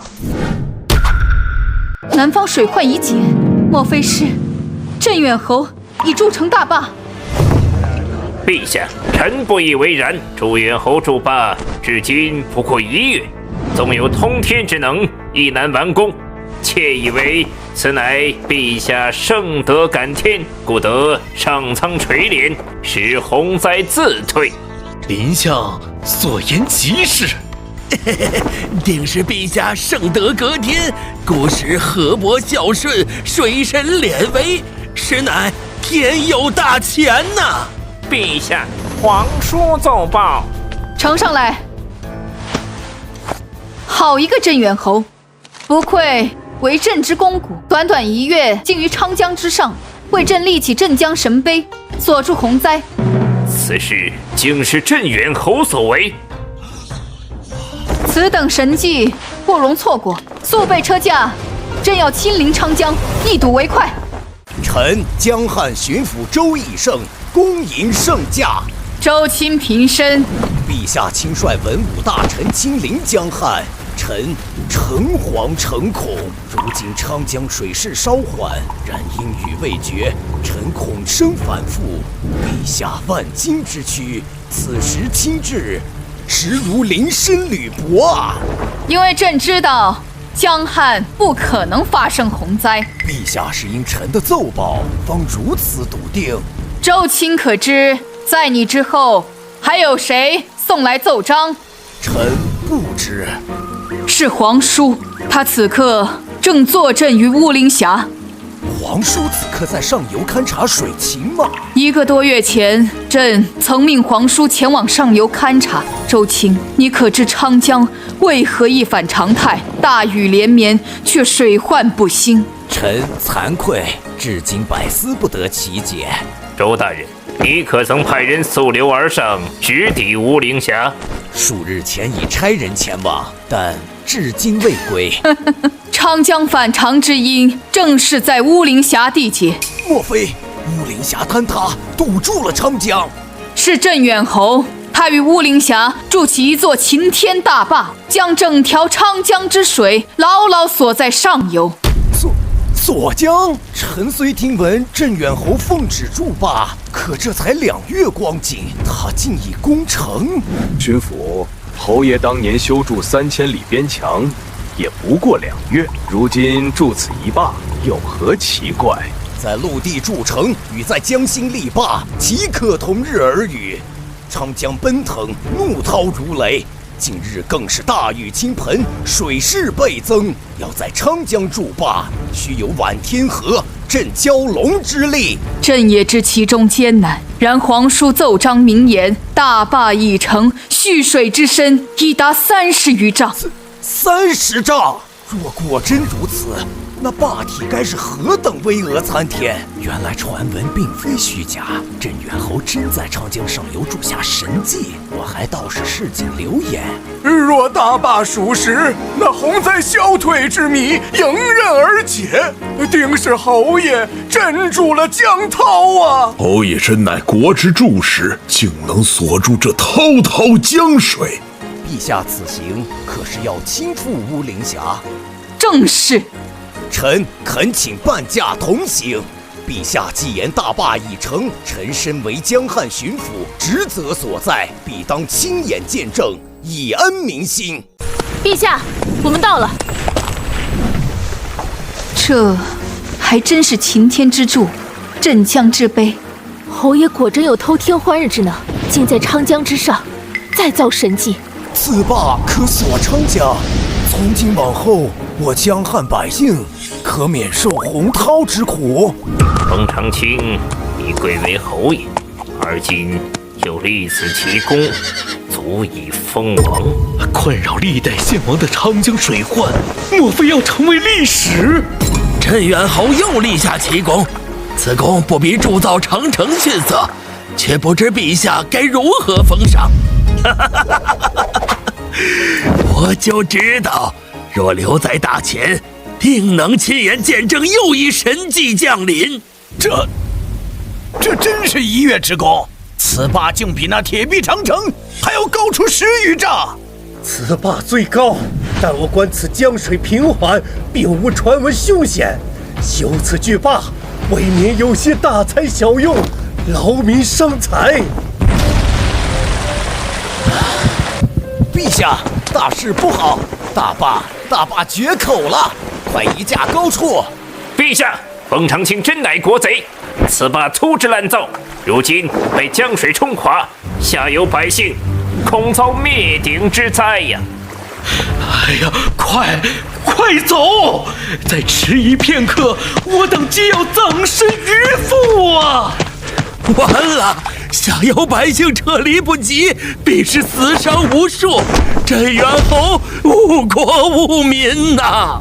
妙极，大坝居然塌了，看这大钱如何收场？镇远侯能筑长城，却无法驯服长江，强行镇压只会遭江水反噬。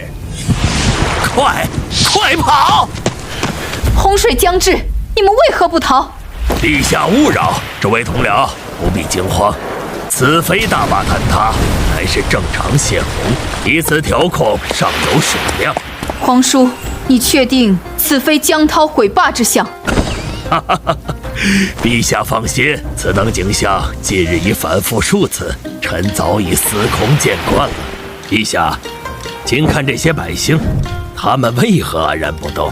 正因为他们知晓大坝安稳无忧啊！百姓处之泰然，看来皇叔所言非虚。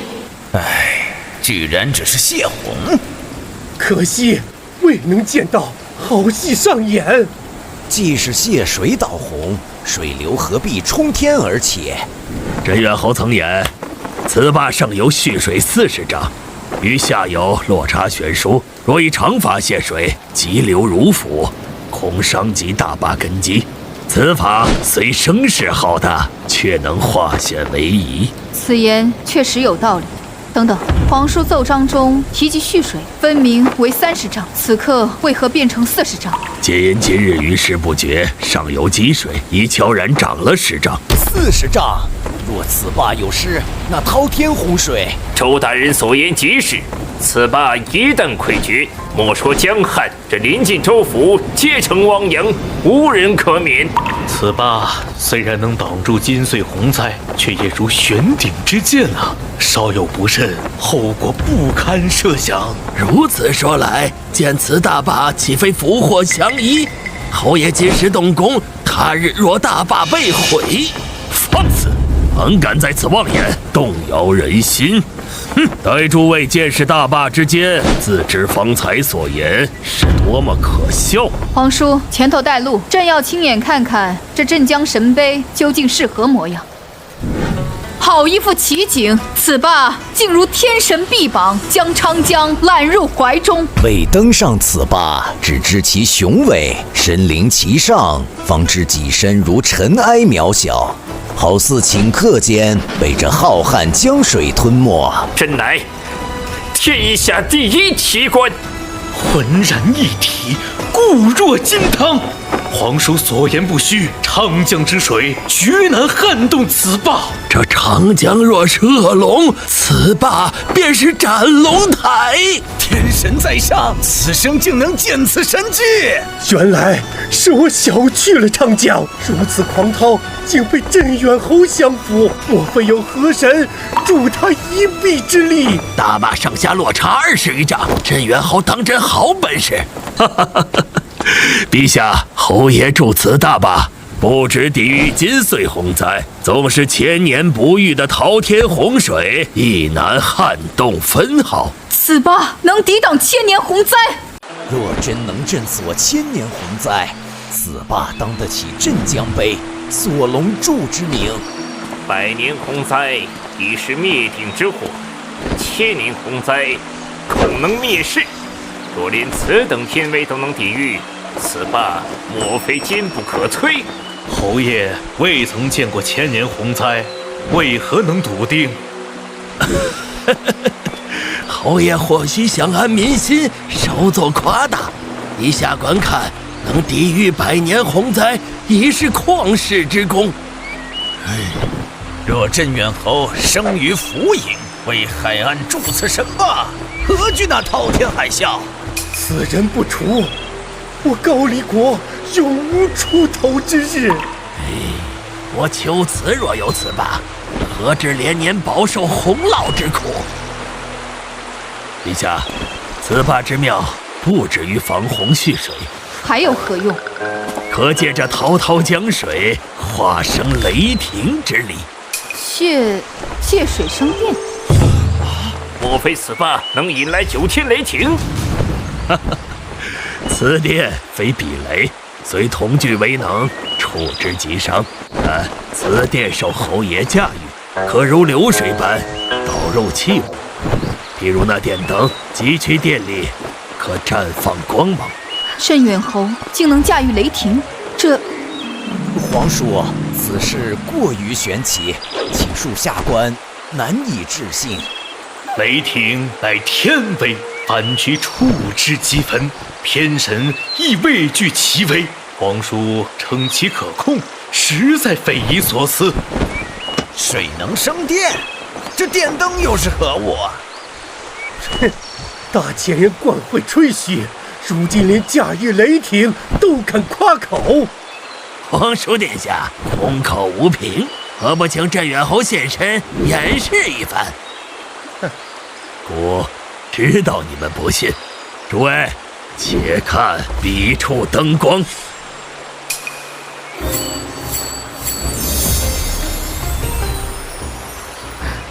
此光皎洁，远胜烛火100倍。无火自明，真乃神物。莫非此物乃电灯？正是。此物虽奇，可皇叔如何佐证此光源与侯爷所控之电？是啊，外臣可未见半点雷霆踪影。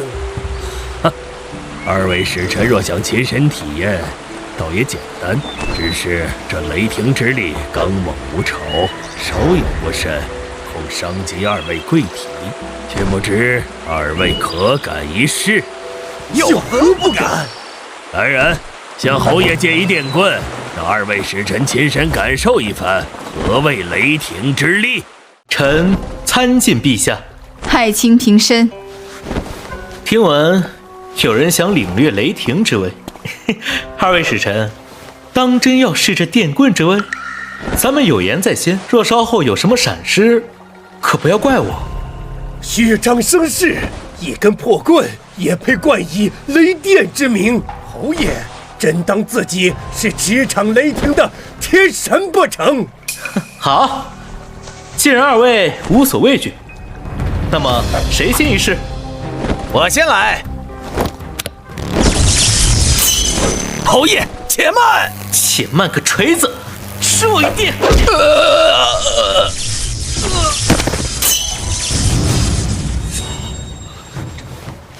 爱卿竟真能驾驭雷霆，此神物居然蕴含雷霆，虽无9天雷霆之威，却也是神乎其技。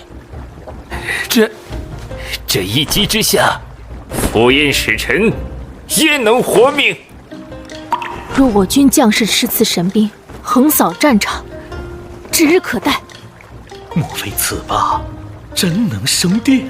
此神物不到半臂长，竟藏有天威！诸位，此刻可否还质疑过？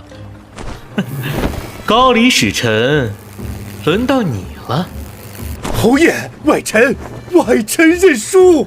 哦，方才不是说我虚张声势吗？侯爷，饶命！迟了，你一吃我一电。求此使臣可要一同品鉴？不，外臣心服口服。陛下，镇远侯杀害2位使臣，闯下大祸，复迎高礼，岂能甘休？林相多虑了，电棍之威，只伤不杀，他们片刻即醒。何况是2位使臣执意要事，众人皆可为证。林相此言，莫非是要颠倒是非？未死，这不可能！雷霆之力，处之即死。林相若是不信，亲自一试，可知真假。侯爷，我信。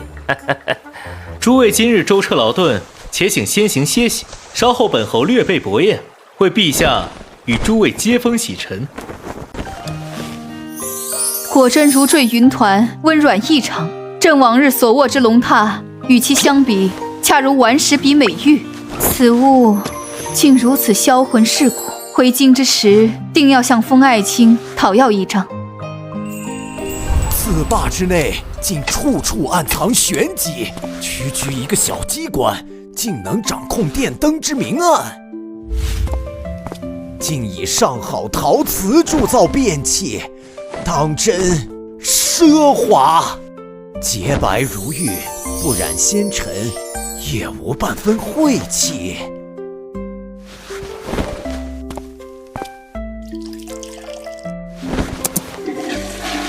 果真如皇叔所言，只需轻轻按压，可冲走污秽之物。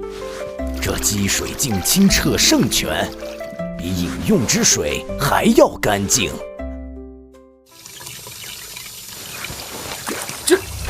水温恰到好处，小小铁匣竟能化寒为暖。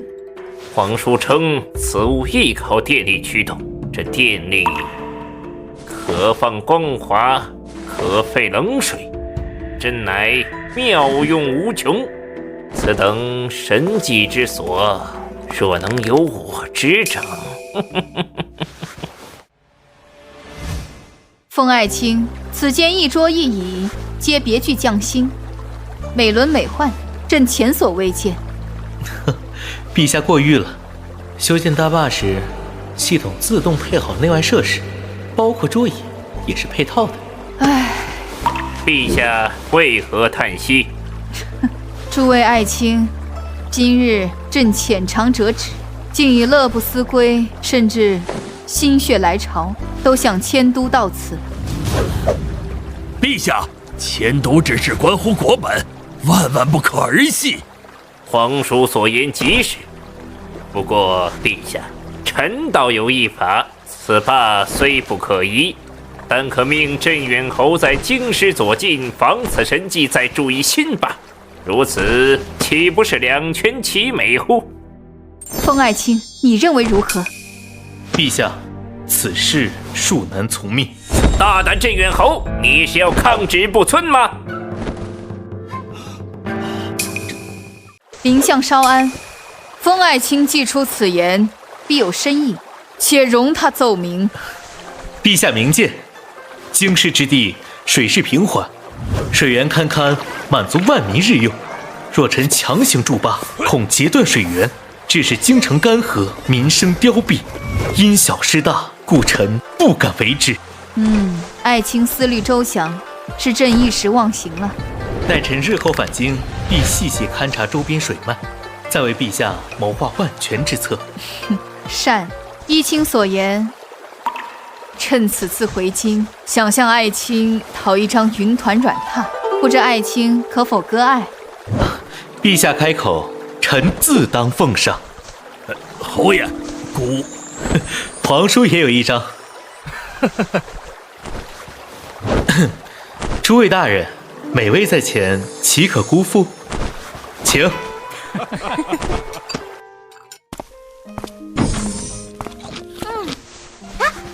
主，你怎么来了？给你带了最爱吃的烤鸡腿，火候正好。多谢公子。有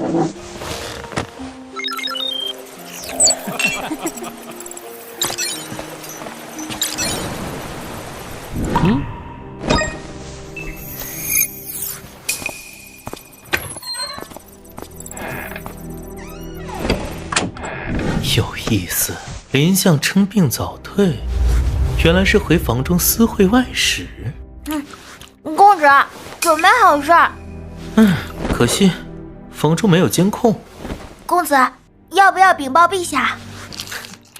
当然。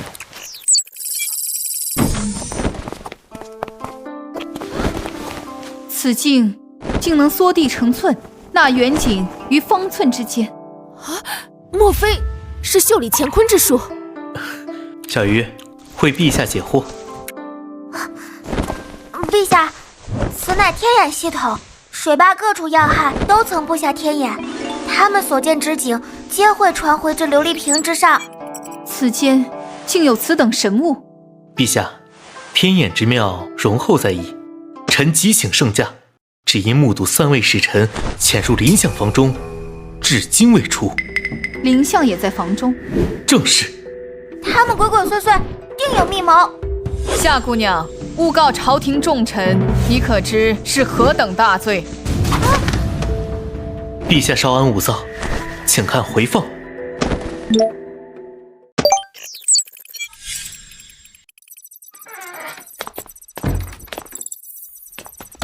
陛下，现在是否证据确凿？方才那是……正是臣欲禀报之事。你竟能令时光倒流，重现过往。侯爷，这是什么仙法？公子，他们明明进去了，怎么又重演一遍？此非逆转光阴，而是好比在纸上刻字，时过境迁，字迹犹存，却非当下所写。此瓶中景象亦是如此，乃是记录过往之事，方才重现而已。原来如此。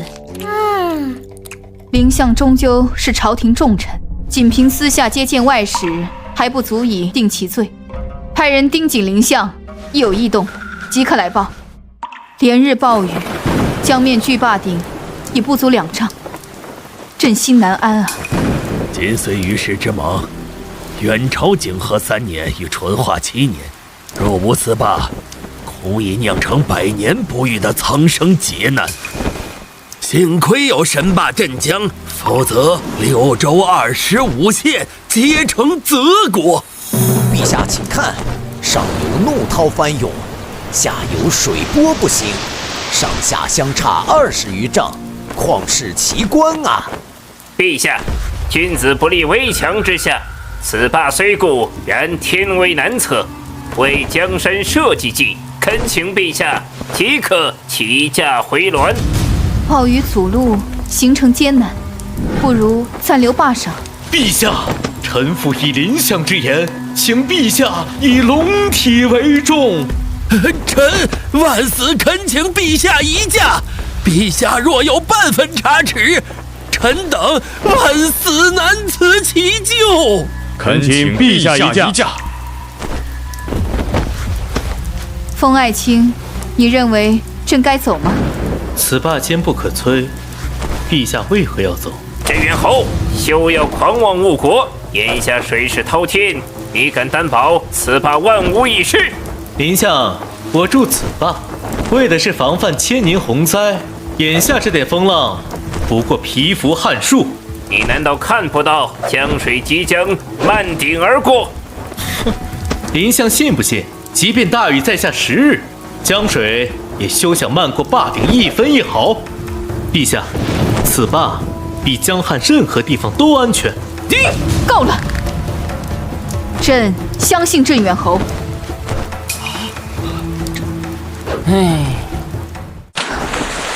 水位距坝顶已不足1丈。陛下，此刻移驾还来得及。陛下，林相亦是心系社稷，臣虽深信侯爷，但天危难测呀。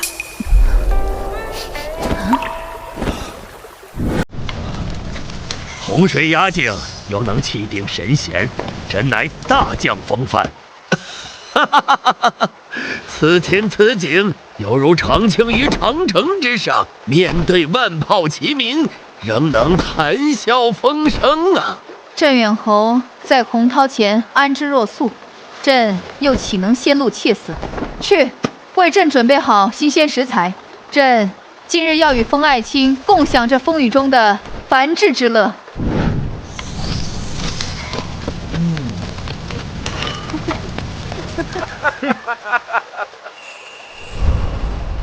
这场雨终于停了。陛下，雨过天晴，红光乍现，此乃吉兆啊！陛下，按时节推算，长江雨季却已将近尾声。此霸傲立洪涛，坚不可摧，不负镇江神杯之名。陛下当日圣断，决意留下，实是英明无比。若非风爱卿泰然自若，朕又岂能安坐？镇远侯再立不世奇功，不知陛下此番当如何封赏？朕尚未思量妥当。风爱卿屡建奇功，立霸之功不亚于铸造长城。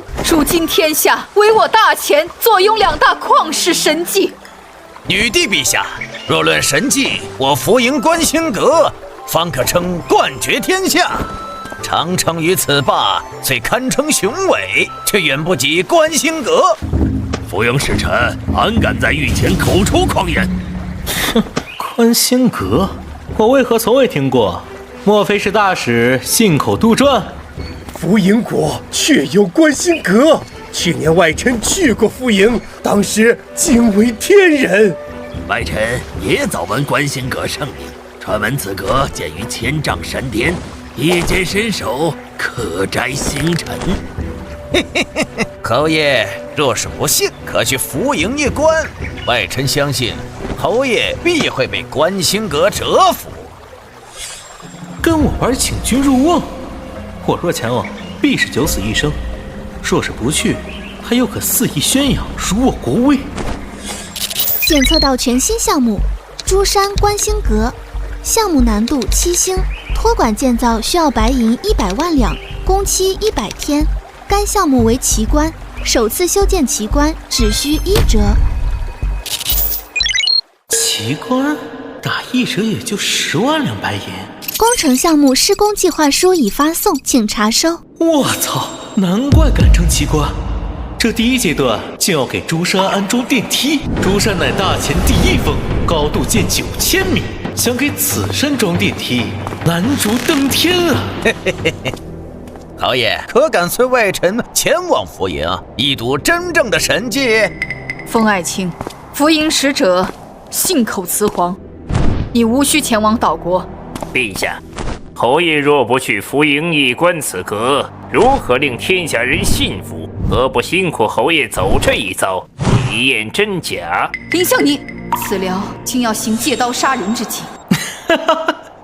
大使，你口口声声的观星阁建在哪座山？此山又高几丈？乃我福营圣山雀福山，山高1500丈，阁高10丈，立于绝顶。入夜时分，百颗夜明珠光华璀璨，堪称人间仙境。一派胡言！福营何德何能，可建此天宫楼阁？观星阁乃福营天神赐下之物。行，本侯认可你的说辞。侯爷，你可是承认长城与大坝不如我福营观星阁了？区区奇观，安敢与长城大坝相提并论？既然要比奇观，本侯便建一座奇观，以100日为限。本侯会在珠山之巅，为我大前筑一座真正的观星阁。在珠山之巅？镇远侯，莫要冲动，珠山乃天堑，自古无人能登顶。是啊，山高万仞，风雪肆虐，纵是修成，凡人又如何登临绝顶？长青，莫要中了奸人圈套。镇远侯，筑长城以御外患，修大坝以安黎民，皆为国之基石。若为一时意气，空耗国帑，修建这无用奇观，与佞臣何异？丞相所言极是，意气之争，却非智者所为。此乃本侯与福营之争，一应耗费，不许朝廷分文。上次修建大坝剩余20万里，不用朝廷给钱，也能修观星阁。可观星阁修成后，也无人能登顶珠山。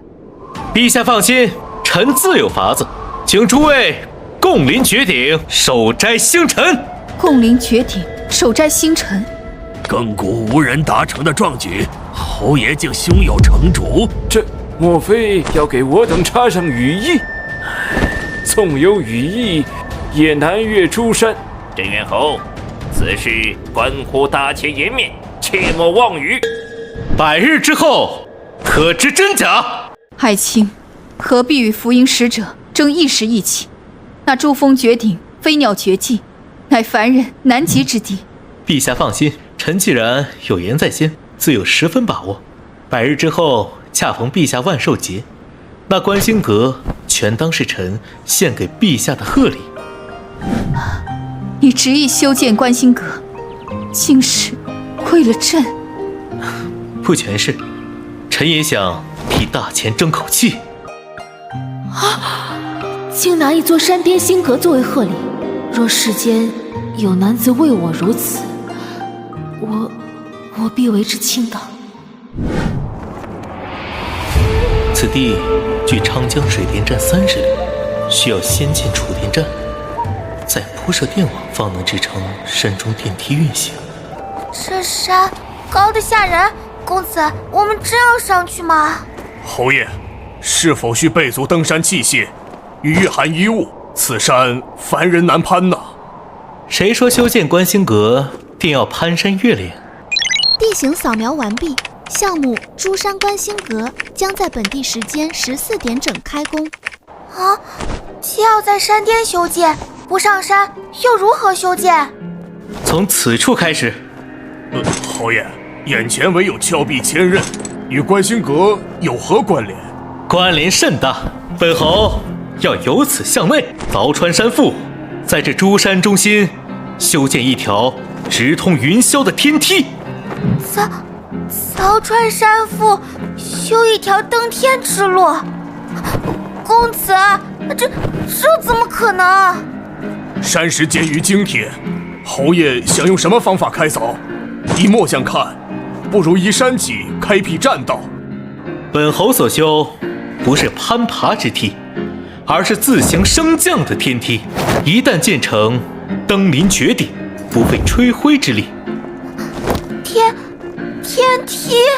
若此物果真建成，岂不是耄耋幼童皆可轻易登临这天下第一峰啊？正是，建天梯尚需时日，眼下当务之急是打通入山之径。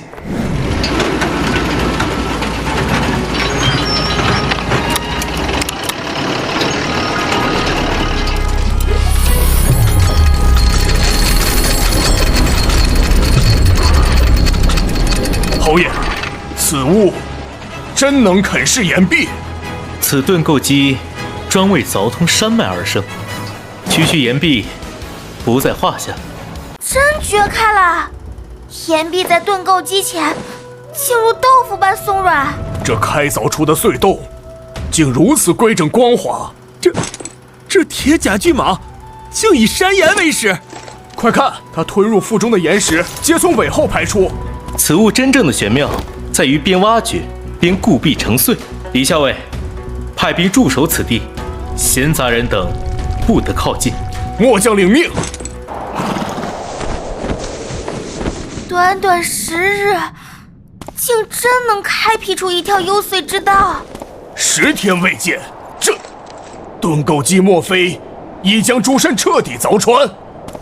哎，你可知掘进了多少里？回校尉，俺也不清楚。侯爷有令，不许俺们进入。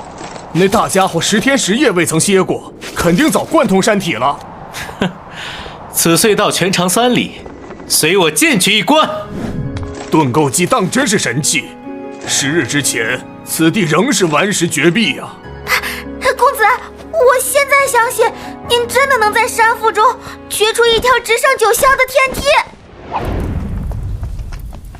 由此向上，正是直抵珠峰之巅的路径。公公子想让盾构机向上挖，向上开凿，难度倍增了。侯爷有何妙策？回大坝，静候佳音即可。回去干等。公子，莫非是向上挖太难了，所以不挖了？并非不挖，而是要从那绝顶之巅向下贯通。侯爷，为何在此处立起这铁架呀？此乃电塔，我欲将电力输至诸山，此物不可或缺。侯爷是说，这电力借助电塔，可远渡重山？若如此，只要架设大量电塔，我大前万里疆域，岂非人人可以享受电力之便？正是，但欲使电塔遍布天下，并非易事。末将祈愿，有生之年，能见我大前电塔林立，神光普照，夜如白昼。李校尉，那天必将来临。有本启奏，无本退朝。陛下，臣要弹劾镇远侯封长清犯欺君之罪。丞相，镇远侯何来欺君？陛下，距镇远侯夸下海口已过40余日，然据臣所知，本月以来，他终日流连夜饮，未曾亲赴诸山半步。此等怠慢君上、空耗国王之行，不是欺君，何为欺君？陛下，若林相所言属实，镇远侯欺君罔上，动摇国本，必须从严发落，以正纲纪。陛下，怕是镇远侯深知诸山天险，难住心革。当日不过是一时义气，如今骑虎难下。陛下，侯爷与福营赌约早已传遍朝野，沸沸扬扬。若万寿节之前拿不出宽心阁，我大前颜面扫地，必成万国笑柄啊！丞相，诸峰伟伟，非人力可及。即便最终未能建成，亦在常理之中，怎能轻易降罪？陛下，当日乃镇远侯一意孤行，非要与福营使臣争论，他个人颜面既失事小，我大前国歌尊严岂容儿戏？难道陛下真要等到万寿佳节，于四海宾朋面前让大前蒙羞吗？丞相，你想怎样？当一律严惩，昭告天下，以儆效尤。陛下，不可！镇远侯北筑长城，南立镇江神碑，功在千秋，岂能因这莫须有之罪严惩？况欺君之说是林相一面之词，未经验证，不可轻断。皇叔所言，方是老成持国之论。陛下，臣愿亲赴汉江，查明实情。陛下，臣上书公务臣身，此事还是由臣来办。听闻皇叔近日贵体欠安，汉江路远，若舟车劳顿，恐伤元气，还是由臣代劳为宜。皇叔和陈尚书分明是想去大坝享乐，二位不必再争，此事命江汉巡抚周义胜彻查。周巡抚何事匆匆忙忙？侯爷，朝中有变，林相在陛下面前参你犯下欺君之罪。我？林相指责你越狱未去诸山，不修关心阁，视为欺君。他未免过于心急。周巡抚来得正好，本侯正欲前往诸山，一观进展。你可愿同往？待你亲眼见过这欺君之罪，不便自明。这是周大人，此乃穿山隧道，1月前已经凿通。侯爷竟有劈山裂石之能，此洞有多深？约莫3里。约莫3里。侯爷莫要说笑，在岩壁中开凿3里隧洞，难如登天啊！哼，周大人若不信，何不随本侯入内一观？隧洞之深，果然不下3里。哇！夏姑娘，怎么了？上面竟然通了！那是……没错，诸山已上下连通。苍天在上，这何时又多了条通天之路？这究竟有多高啊？侯爷竟神不知鬼不觉，将之挖通。侯爷将这山体横竖打穿，莫非是想在这山腹之中建造一条天路？正是。过去50日，我在等横竖贯通这一刻。如今通道已成，天路可见。天路，侯爷的想法果真天马行空，非我等所能揣度。下官原以为侯爷要在山外修路，万想不到竟是藏梯于山腹。山外修路，需抵御风霜雨雪，怎比得上山腹之中自成天地？周某佩服。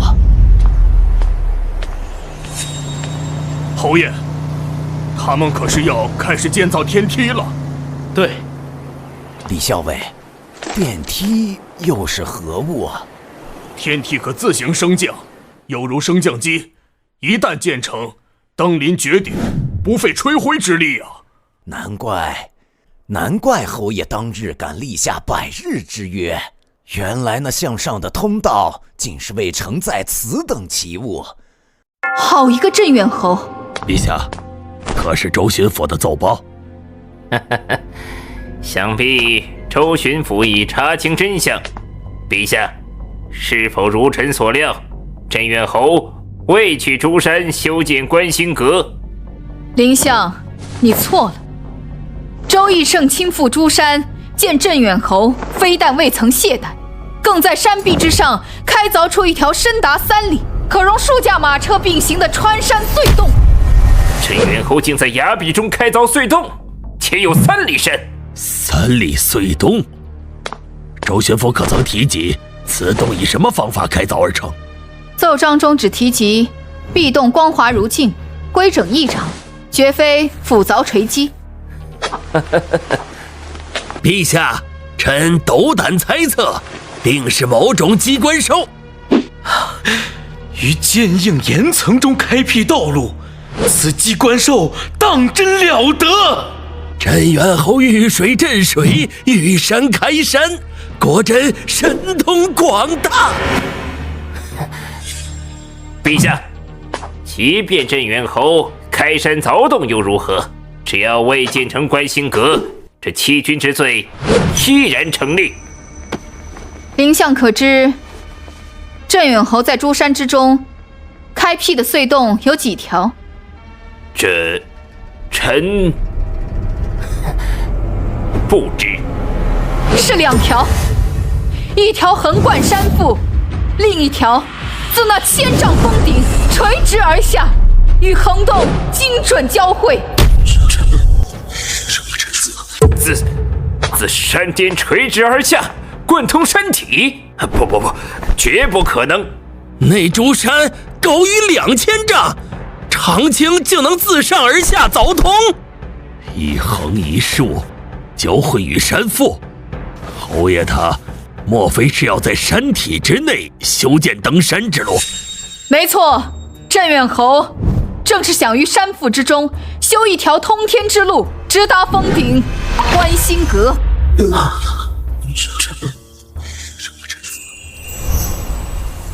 陛下，探子来报，早朝之后，那3位外邦使臣又悄悄前往相府。丞相到底想做什么？朝堂之上构陷忠良，私下与外人勾勾搭搭，真令朕失望透顶啊！陛下，今晨我们还截获了一封密函。岂有此理！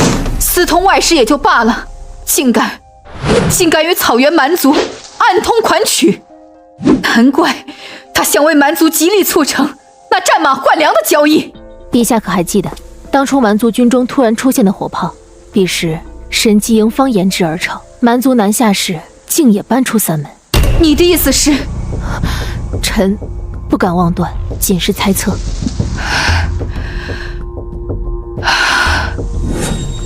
给朕彻查，若此事属实，这林贵非杀不可。哇！公子，直通山巅的天梯已然建成。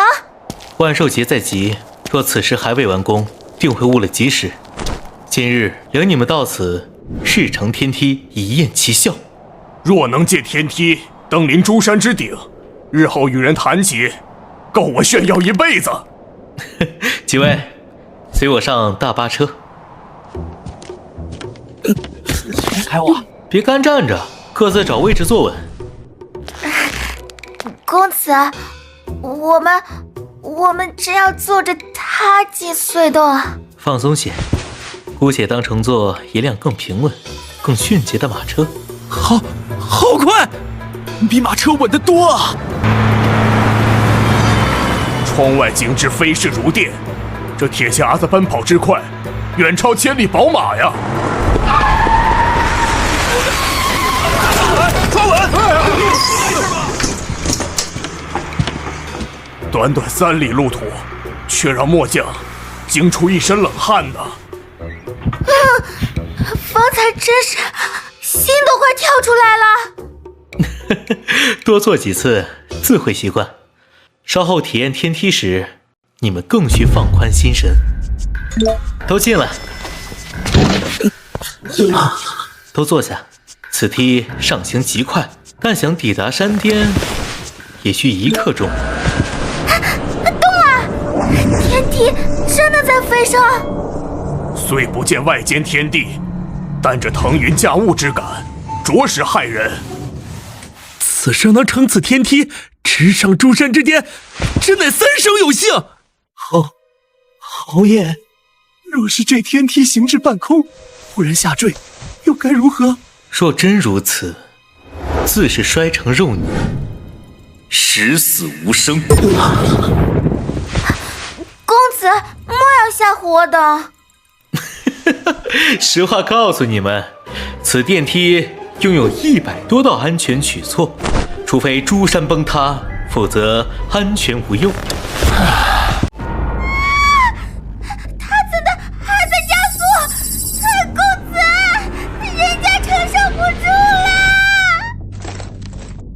侯爷，可否让这天梯缓上一缓？末将心里实在发慌啊！侯爷，求您让他慢些吧。这都多久了，怎么还不到顶啊？莫非我们要直抵天界不成？你们若是害怕，可趴下。不怪他们胆小，这上行速度，连我都有些心悸气短。到了。哇，这里跟我想的观星阁截然不同。此处陈设之精妙，远胜大坝。此处当真还是人间？我们莫非误入了天宫仙境？必是仙境。方才那天梯，定是接引我等飞升的仙桥。莫要胡思乱想，此地乃观星阁。好厚的积雪，不对，窗外冰天雪地，为何我等身处阁内却温暖如春？是呀，我们衣着如此单薄，竟丝毫不觉寒冷。非但不冷，阁内反而暖意融融。莫非是侯爷施展了驱寒仙法？观星阁拥有供暖系统，纵然严冬降临，居于阁内也温暖如春。随我上2楼，此处视野不能尽览诸山胜景。这楼梯怎会自己动了起来？此物名为手扶梯，站于其上，无需举步，即可扶摇直上。又是一奇物，往日登高皆是人攀梯，今日竟是梯载人，真是活久了什么都能见到。这楼梯竟在我脚下自行奔走，与此前天梯一般，皆是省力省时的神器。此处的风光可称绝景。真高呀，仿佛高悬于9天之上。此阁立于此处，气象非凡，不似人间。纵是传说中的仙庭宫阙，也不过如此。总觉得一阵大风吹过，整座楼阁就会坠入深渊。普天之下，唯有侯爷能有此通天手段，在这诸山之巅筑此神阁呀！侯爷，如今即便那福营国在雪佛山上建10座观星阁，也无法与此歌相提并论呐。走，我们去别墅瞧瞧。时辰不早，我们该回去了。上来时你们已是心惊胆战，这下去怕是又要经历一番磨难。公子，我能不能就留在这不走啦？此地未备米粮，你想在此餐风饮露，羽化登仙不成？只求这天梯下行时能稍缓一些，末将真怕这三魂七魄经此一下散去大半。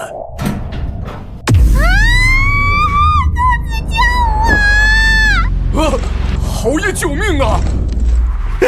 亲娘下次即使给俺一座金山，也不想再上主山。老天爷保佑，祖宗保佑，俺上有老下有小的，可不能死在此处啊！别鬼哭狼嚎了，叫得我耳朵疼。一个个如同鬼门关前走过一遭，何至于此？侯爷，我等皆是肉体凡胎，岂能与您这神仙人物相比啊？短短1刻钟，比上战场厮杀还惊心动魄。公子，下次我可不敢来了。哦，果真不来吗？如今那观星阁尚未修完，待到万寿节，星河垂于眼前，仿佛伸手可摘星揽月，那般景象，你们当真舍得错过？伸手摘星辰，这止步！镇远侯，这上山之路在何处啊？前方为何不见入口？不是声称在山脚开凿了隧洞吗？为何放眼望去，唯有顽石绝壁？恐怕那隧洞之说本就是子虚乌有。我早说过，镇远侯岂能有开山通天之能？侯爷，早知今日，何必当初？既然无力在竹山之顶建阁，当初就该向浮营使臣低头认输。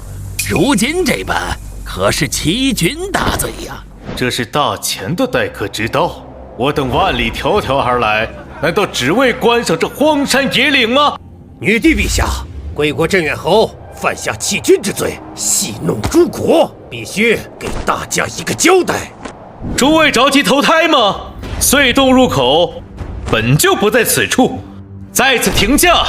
皆因前方已设为军事禁地，重兵把守，不可擅闯。陛下，请命令部分御林军与侍从原地留守。准，皇叔，你去安排。臣领旨。陛下快看，那山壁之上果然有一隧洞。朕早说过，封爱卿从不让人失望。此洞浑圆规整，宛如神凿，确实非人力可为。此洞之宽阔，远超预料，5驾马车并行，亦绰绰有余。哼，竟真让他挖出了一条隧洞。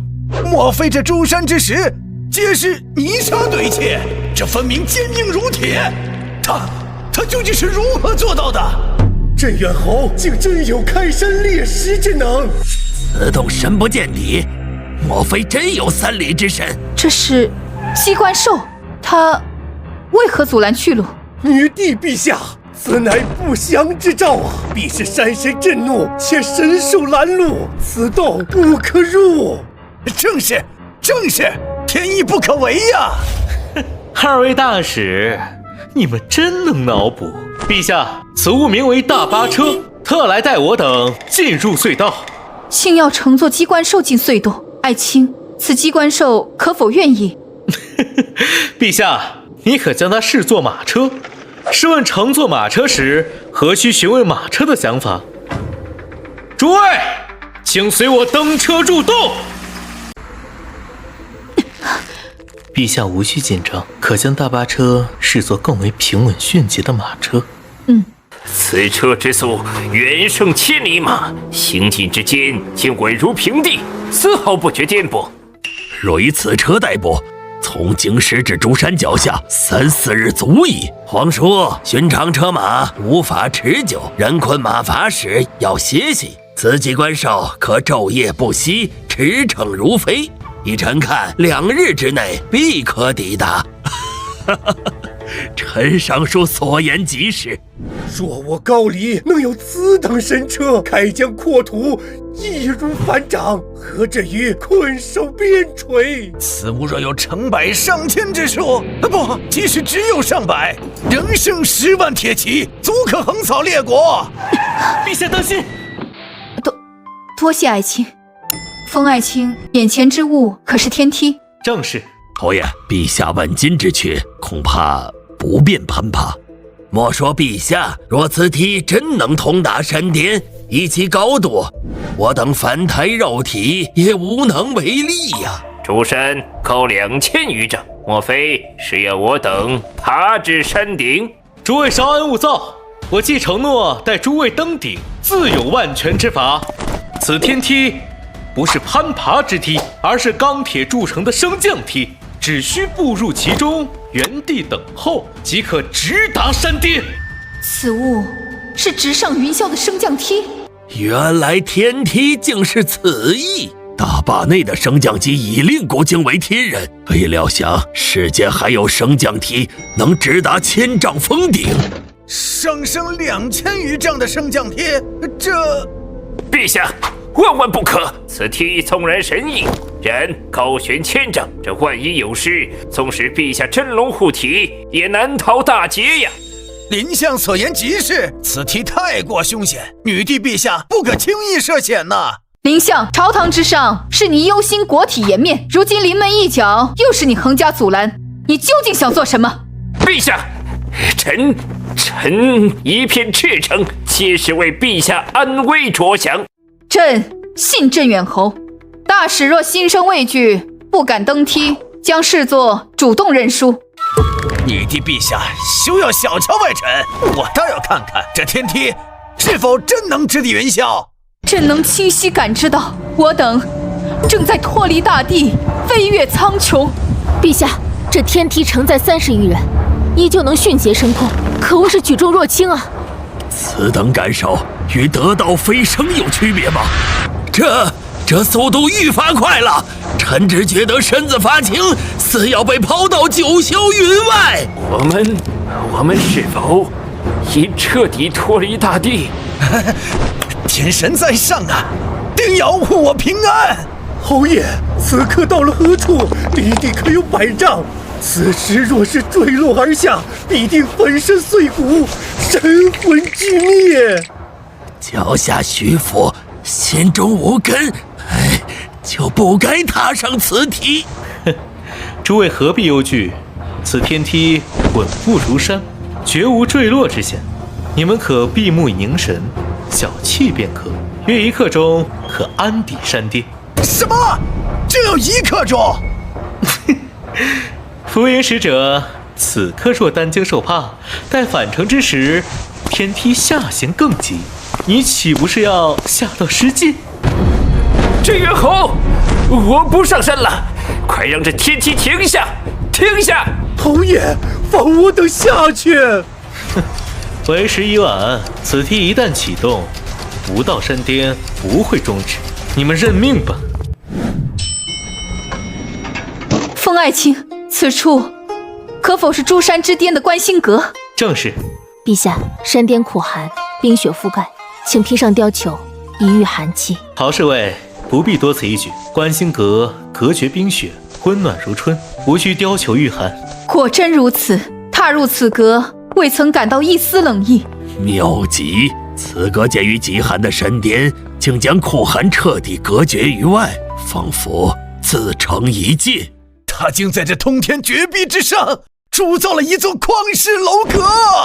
浮云使者，我大前观星阁可胜过你浮营。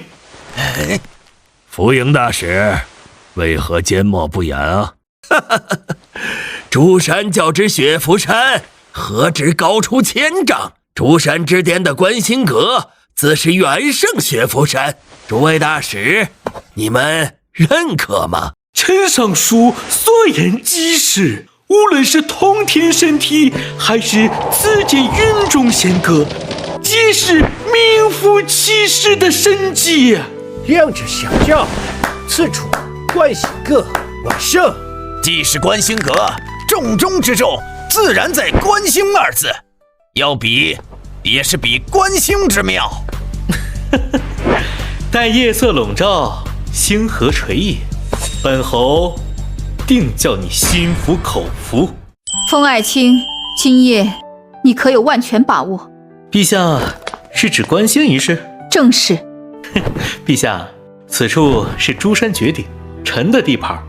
那扶营使者若再敢胡搅蛮缠，臣便命人将他扔下万丈悬崖，让他切身感受一番什么叫做脚踏实地。爱卿你稍作惩戒，令他知难而退，切莫真丢人下山。好歹也是一国使节，关乎邦交，朕有件要事需与爱卿商议。陛下请讲。你可知当初蛮族大军的3门火炮源自何处？臣不知。不久前，陶侍卫截获了一封密信，朕那时才知，林相竟与蛮族勾连。顺藤摸瓜之下，查到他从神机营盗取火炮图纸，转卖给察合台。竟有此事！唉，林相屡次针对你，多半是察合台授意。他太令朕寒心了。陛下，那符题当真妙不可言，立于其上，如御风而行。皇叔喜欢便好，镇远侯所造之物，自是处处匠心，暗藏玄机。侯爷，我等方才去到楼顶，见一扇铁门紧锁，不知门后藏着什么奇景。醉翁之意不在酒，皇叔此来，原来是好奇那门后风光。让侯爷见笑了。无妨，既然皇叔问起，我提前带诸位一观。原本想留待夜间，当作惊喜，陛下可愿同行？朕正有此意。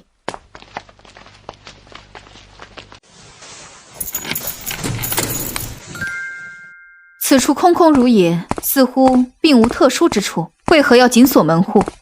陛下，此处乃观星台，今夜我们要在此共赏星河。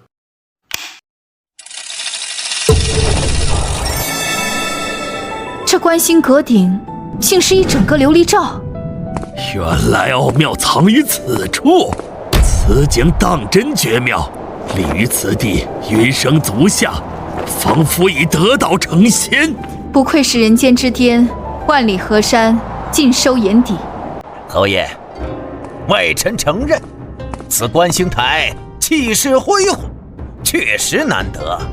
可若只能仰头观天，此阁将不如我浮营观星阁。却不知贵国观星阁有何玄妙？我浮营观星阁每逢星夜，群星低垂，恍若萤火环绕周身，触手可及。贵国之人，莫非皆如大使这般撒谎成性？侯爷若是不信，何不亲赴浮营，一验真伪？这货贼心不死，一心想要引诱我去岛国。镇远侯，外臣可作证，浮营大使所言非虚。若侯爷的观星阁无法呈现奇景，怎比得上浮营观星阁？哼，二位使臣可曾听闻近大远小？近大远小，同一事物，置于眼前，则显其大；置于远处，则见其小。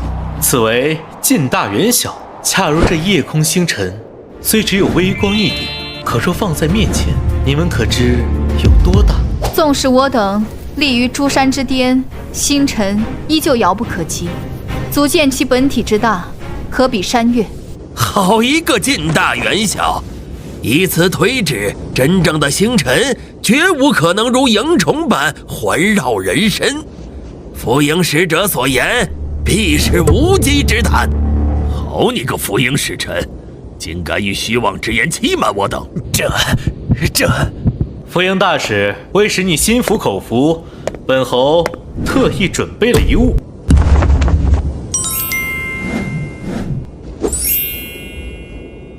风爱卿，这是什么？回陛下，此物乃天文望远镜，借助此镜，可观星辰。侯爷，此刻难道看不见星辰吗？何须再借助此镜？皇叔莫非只想雾里看花？难道不想知晓那9天星辰究竟是什么模样？是玉宇琼楼，还是神山火海？长青，你是说借助此镜可得千里眼神通，窥见星辰本相？可以这样理解。快，朕要第一个试试这千里眼。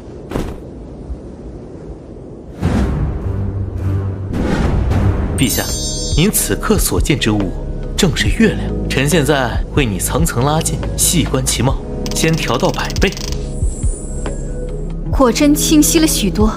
500倍，1000倍。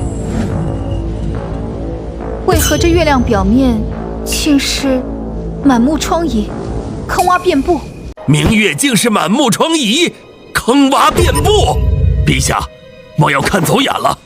太阴星当光耀环宇，皎洁如盘才是，怎会坑洼遍布？此物当真能窥见太阴本相？侯爷，可否让外臣一观？外臣愿献上黄金100两，只求窥天一角。侯爷，外臣也愿出100两黄金，向您借用这千里神木。那神光天启啊，我得看一眼。大人，请让我试试。别推我！诸位，稍安勿躁，排好次序，逐一观赏。表面坑洼如麻，色泽斑驳，这哪里还是月空啊？今日方知何谓坐井观天。此镜可观明月与星辰，真是一件神物。若非亲眼所见，孤岂敢相信这高悬苍穹的明月竟似一块顽石。值，太值了！今日竟能一窥太阴真容。待我回到府营，定要将今日所见著书立说，传于后世。此番才叫观星。自今日始，世间所有关于星月的传说都将被彻底改写。风爱卿，昨日乃是朕此生度过最好的万寿节。陛下喜欢就好，今后若想探寻星海奥秘，随时可驾临此阁。诸位，朕有2件大事要宣告。这第一件，镇远侯封长清屡见不世奇功，昨日更是献上旷古烁今的观星阁，朕决意晋封镇远侯为王。这第二件，与当朝宰相林贵有关，经朕严密查证，林贵你与蛮族勾连已久，竟倒卖神金火炮机密，此乃叛国，罪无可赦。陛下，冤枉呀！臣证据确凿，容不得狡辩。来人，将林贵押下，严加看管。朕闻乾坤吉利，必赖肱骨之臣，社稷永安，实仗栋梁之力。今有镇远侯封长清，秉忠贞之志，怀经纬之才，短短1载，铸就3件不世奇功，任一皆可光耀史册。